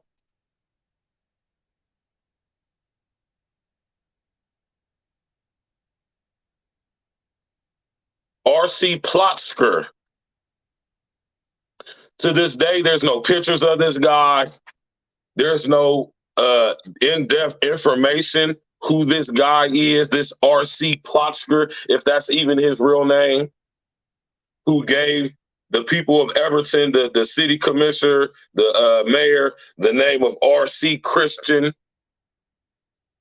There's no pictures of this guy. Who is this guy? Does he even exist? But according to my research and my information, due to my context I got, the real name of this guy is Robert C. Plotzker.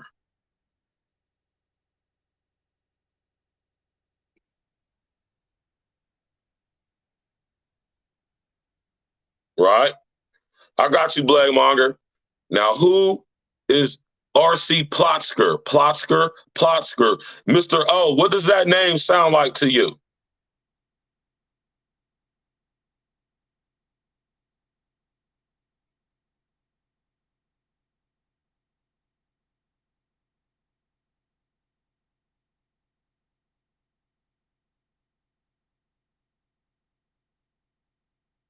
Now, to add a little bit more in depth to this R.C. Christian guy, right?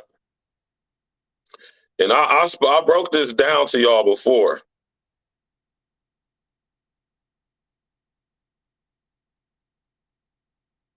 Right?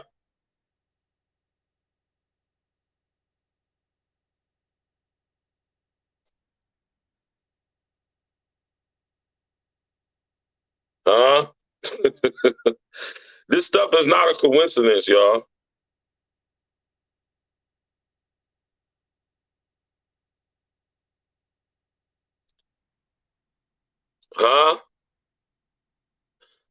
R.C. Plotzker.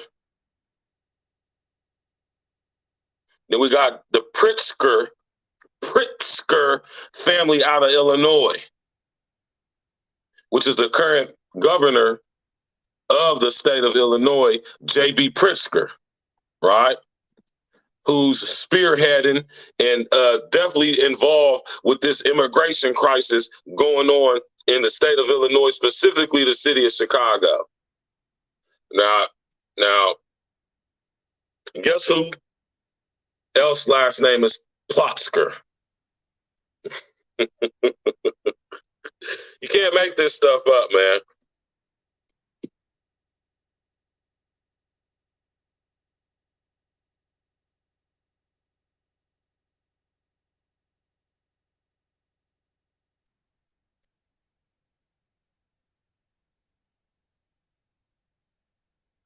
Dr. Dre's wife, Nicole Young, maiden name Nicole Plotzker.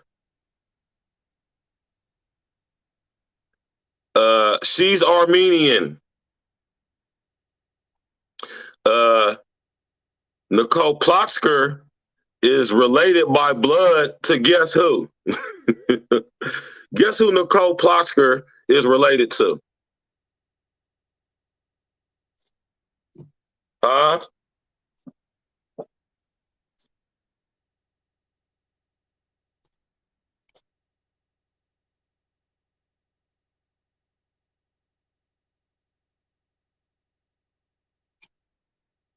Mm, mm, mm, mm.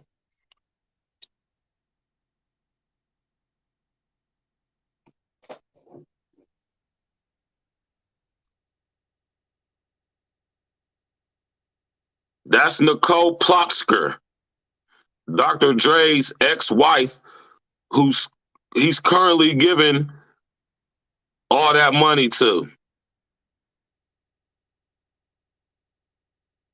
Right?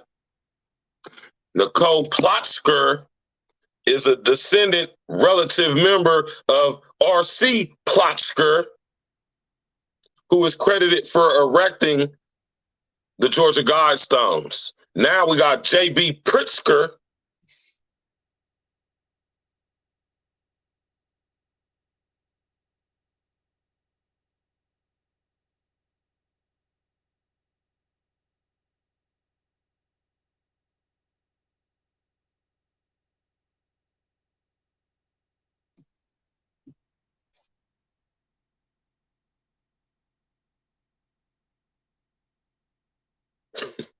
You can't make this stuff up, man.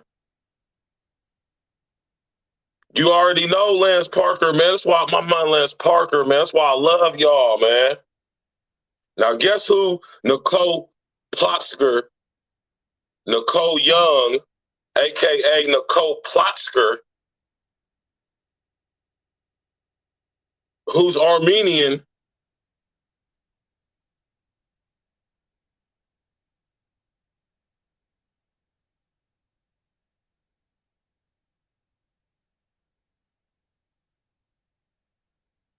Marina Abramovich.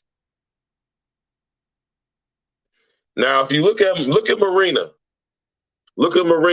and if you ask me, a lot of these people are clones of each other. If you ask me, right? Ain't nothing wrong with studying Zoroastrianism, man. What you're going to find is that they are all different names for the same demon. Zoroaster, Mithra, Allah. They're all the same. Different names, same demon. You hear me? Now look at Marina, y'all. Marina was a very attractive woman when she was younger.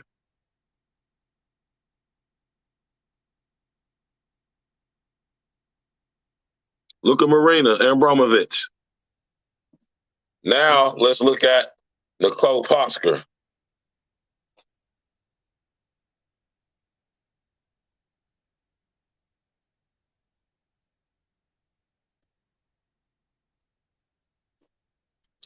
Look at Nicole Plotzker.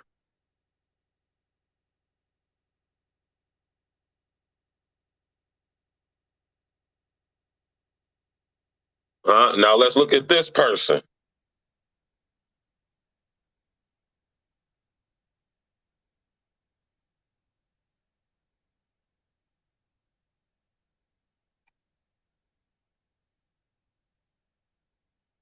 Kanye's daughter is beautiful. She looks just like him.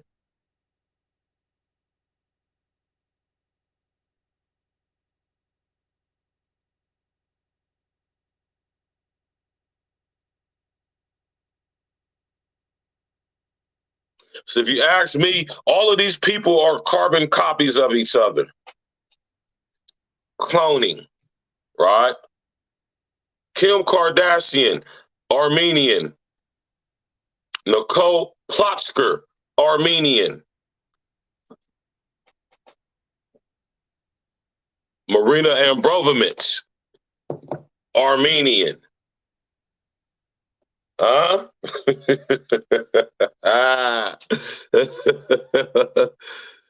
Nah, man, it wasn't a lucky guess. That's your intuition. That's your better knowing telling you what it is. Right?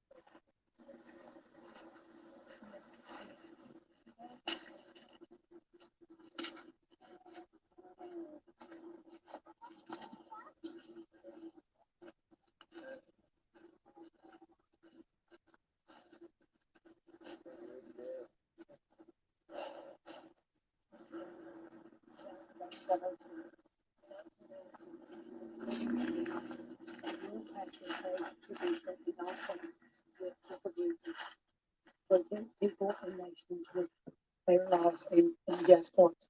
Let all the nations rule internally, resolving external disputes in a world court.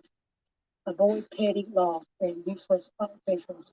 Balance personal rights with social duties. Prize truth, beauty, love, seeking harmony with the indefinite. Be not a cancer on the earth. Leave room for the nation. Leave room for the nation.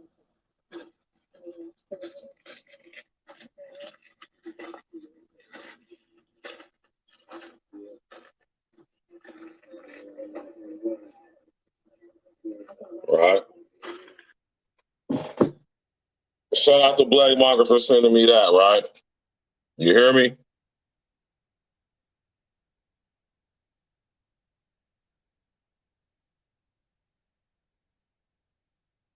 Huh?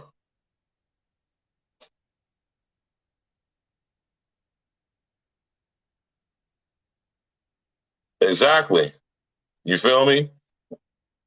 So when we're talking about the singularity, y'all, we are talking about the merging of human biology, synthetic, genetically modified human biology, right, with that of the unintelligent artificial intelligence.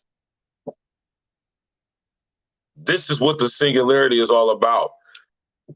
The unintelligent artificial intelligence, which is really the electronic, holographic, digital expression, manifestation, if you would, of the very mind, the reprobate mind of Lucifer, Satan, the devil, and that combining, merging through human brain computer interfacing, digital DNA downloading storage, conscience shifting, transferring, biological enhancements and upgrades, genetically modify or genetic modification, human synthesizing, synthetic humans, 3D printing and copying of organs and lungs and tissue, sinew.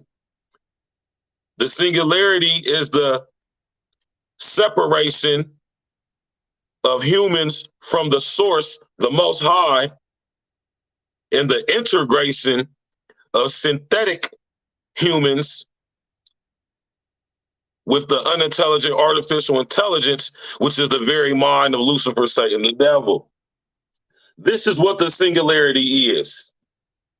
The singularity is the complete disconnection of us to and from the Most High, and syncing and linking, combining us with the mind of Lucifer, Satan, the devil, through synthetic humans who no longer have a soul. Because remember, the Most High says all souls belong to him. So therefore, if there is formed, if there is manufactured, copied, not created, synthetic humans, they don't have no soul, no connection to the Most High, which means they are more compatible. Through human brain computer interfacing, they're more compatible, more syncable to the mind of Lucifer, Satan, the devil. This is why we're being genetically modified. This is why we're being biomechanically, biologically enhanced and upgraded. This is why they have 3D, 7D, and even 12D printing capabilities. This is why they're talking about putting synthetic meat into our diet. This is why all our vegetables and produce is being genetically modified. This is why we are being genetically modified, so as to separate us biologically from the Most High, the source, and make us more susceptible, more syncable, more linkable, more compatible with the distorted, balanced, low, dense vibrating energy of the very reprobate mind of Lucifer, Satan, the devil. That's the singularity. And there you have it.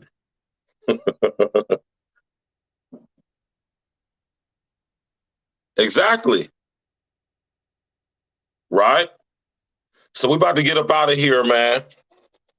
You know, I hope y'all enjoyed the show tonight. It's always my aim and my goal to put y'all up on game. It's always my aim and my goal to make y'all aware of what's actually going on. You hear me? And when we talk about what's actually going on is our reality, our world is being genetically modified, is being enhanced and upgraded, syncable and linkable to the very mind of the rulers of darkness of this world. So we can therefore interact with the rulers of darkness from other worlds. You feel me, Lance Parker, man? Appreciate that. Right? Now, think about what's going on in Chicago. Think about what's going on with this over-influx, inundation, basically invasion of immigrants. This is contributing to the perpetuation of the singularity. The more people you have, the more people you have to control. The more people you have to disrupt what's already set in place, the equilibrium. The more people you have in certain areas, the more able is making you to bring into fruition human settlement zones, urban growth boundaries, wildlands projects, assigned housing, assigned employment, mega structures, mega cities. So you can therefore implement the smart grid, the metaverse, which is going to be syncing and linking, connecting people through human brain computer interfacing to the smart grid, the metaverse. And in the metaverse, in order for you to even be synced and linked through human brain computer interfacing to the metaverse, you have to already be genetically modified, which means you're going to have all connections to the Most High removed. And if we are made to be synthetic, we no longer have a connection to the Most High. And this is why they're talking about making genetic modified humans. This is why they talk about making synthetic humans, upgrades, surrogates. Think of movies like Artificial Intelligence. Think of the movie like the little movie with the little girl who was the robot. Think of movies like Chappie. Think of movies like what's the movie we was just talking about?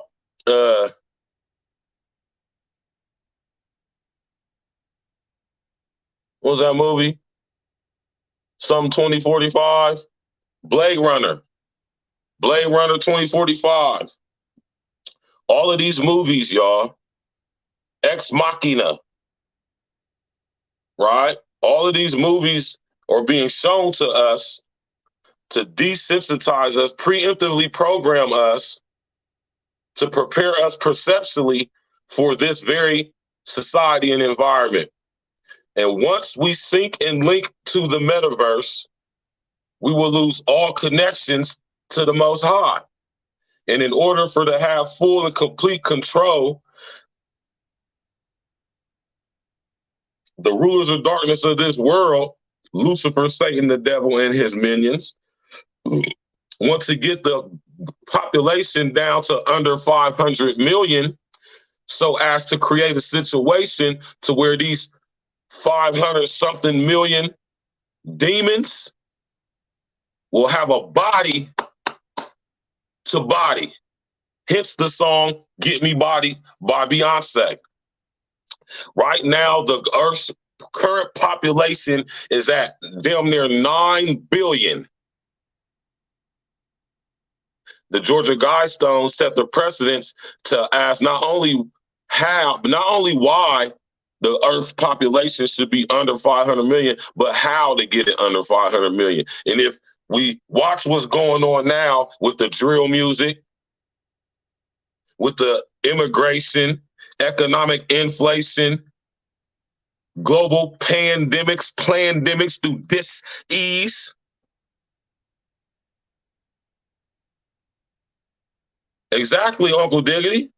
And I'm definitely going to go see that movie on Friday, right? Think about how diabolical this is, y'all. They want to get the population under 500 million so they can have 500 synthetic bodies through human brain computer interfacing, genetic modification, upgrades, enhancements, synthetic humans, surrogates. They want to get the population to under 500 million so Lucifer, Satan, the devil, and his minions can have bodies in this reality. Now, y'all remember in the movie The Matrix, in the third one, Matrix Revolutions, the great battle of the humans versus the machines at the city underground, the last human city on Earth called Zion. I'm going to find this scene for y'all real quick.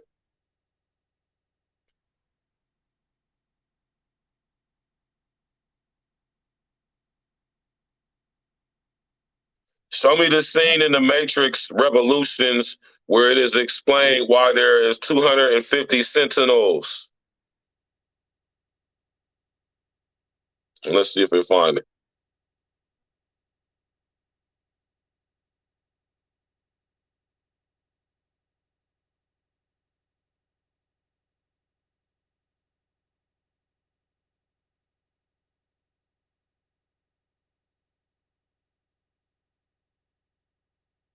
Hold on real quick, y'all.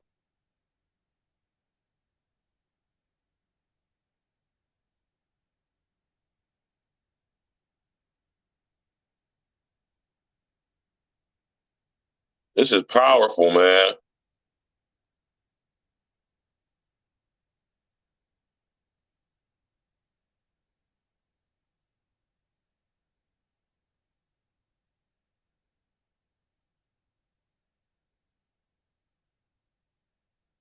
This is powerful, man.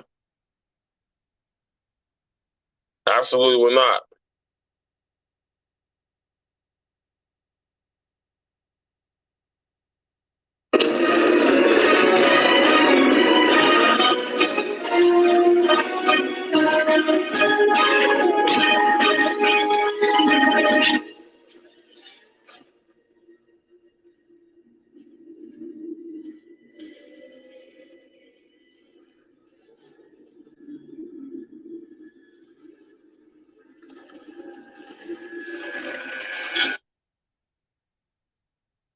It's powerful, man.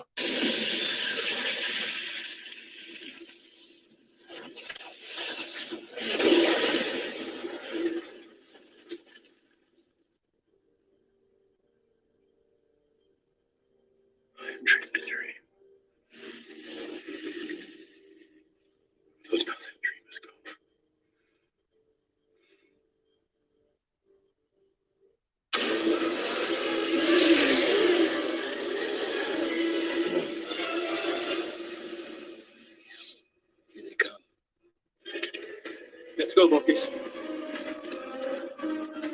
I can't find the scene, y'all, but y'all know what I'm talking about, right? It was 250,000 sentinels sent to Zion. One sentinel for every human in the city of Zion. Do y'all get where I'm coming from with that? So in order for Lucifer, Satan, the devil, to fully assimilate this world, he has to have bodies that each of his minions can occupy. As of right now, that is only something that can happen if we give permission for it. You don't do what you do because you have a demon. You have a demon because of what you do. So if we are forever disconnected from the source, the Most High, which means we don't have a soul, that means that the Lucifer, Satan, the devil, and his minions can possess, house, be bodied, or entered in this reality through that body. Are y'all getting where I'm coming from now? These bodies don't have to be organic. They can be synthetic. And this is why they want to get the population under 500 million. So Lucifer, Satan, and the devil can have a body for every single one of his angels or demons. So basically what I'm telling y'all is that they want to where the population, everybody in the population, 500 million or less, has their own personal demon. And this will become an AI planet. This is the very mind of the reprobate mind of the reptilian. We about to get up out of here. Y'all got to go, man. You know what I'm talking about? Appreciate y'all coming out, tapping in, walking with me. Smash that like button, click on the bell, subscribe to the page. Tomorrow night, we're going to be getting into it. We're going to be talking about for ladies' night, right?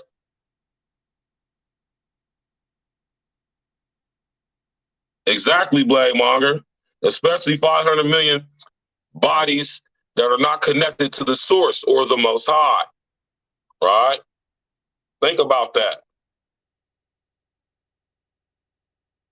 You already know, Uncle Diggity.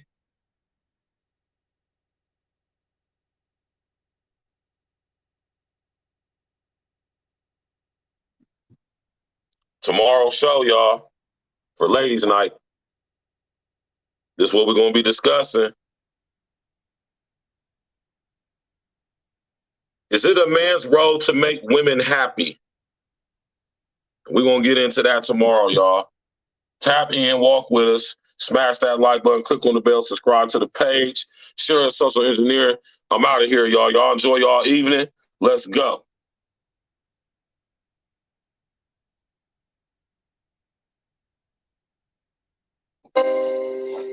Yeah. D&E. Stacks with the facts. What up, Stacks? I got my man, this the guarantee on the track with me. This the guarantee. Yeah. And we bringing this message to you fake woke niggas. Gotta wake these niggas up, man. All y'all out there spreading them lies and falling victim to this propaganda. Niggas believe it in the glitch. Talk to these niggas. Fake woke niggas be surrounding me daily, so I dance around them like my name was Alvin. Fake woke niggas be surrounding me daily. Alarm clock, play the woke, time to wake them up. Fake woke niggas be surrounding me daily, so I dance around them like my name was Alvin. Fake woke niggas be surrounding me daily. Alarm clock, play the woke, time to wake them up. I gotta set the alarm, wake you up from the slumber. With an hairy fake woke niggas, y'all dumb drop jewels, but people don't pay any attention. Listen, he immediately be the wake up henchmen. A lot of times these woke niggas be really sleep. Shit, the price on a nigga's life is extra real cheap. Only the real for my niggas, we all elite. We made a living eating these rappers, nigga, bon appetit. Yeah, pause. Me and my brethren be down for the cause. We gotta come together and tear down all these walls. In illusory fault lines like racism and bring light to the woke, just like the Baptist. The congregation spoke. These niggas ain't who they claim to be. A bunch of Peter pop off. Niggas really be lame to me. Anytime you at war, it's gonna be casualties. The more we come together, it's easy to beat the enemy. Fake woke niggas be surrounding me daily, so I dance around them like my name was Alvin. Fake woke niggas be surrounding me daily. Alarm clock, wake them up, time to wake them up. Fake woke niggas be surrounding me daily, so I dance around them like my name was Alvin. Fake woke niggas be surrounding me daily. Alarm clock, wake them up, time to wake them up. Alarm clock to the woke, time to wake them up. The main initiative should be to get your cake up. You ain't right, niggas need life jackets to stay afloat. Meanwhile, I'm blowing on gas straight from the Ivory Coast. In every post I be hitting y'all with them straight facts. The smart grid is now here. We got a face down. While they come in with microchips and vaccinations, fake old niggas perpetuating indoctrination. Fuck this pandemic scam. This was a damn gimmick. Niggas will believe that their mom died if she's still living. Open your eyes, nigga. You can see the lies, nigga. We gotta stop letting the blind lead the blind, nigga. And that's the biggest message. You better tell these niggas, listen, Agenda 2030, it's gonna be hell, niggas. Fuck AOC and her new green deal. I'm Neo with this bitch. I want they red pill.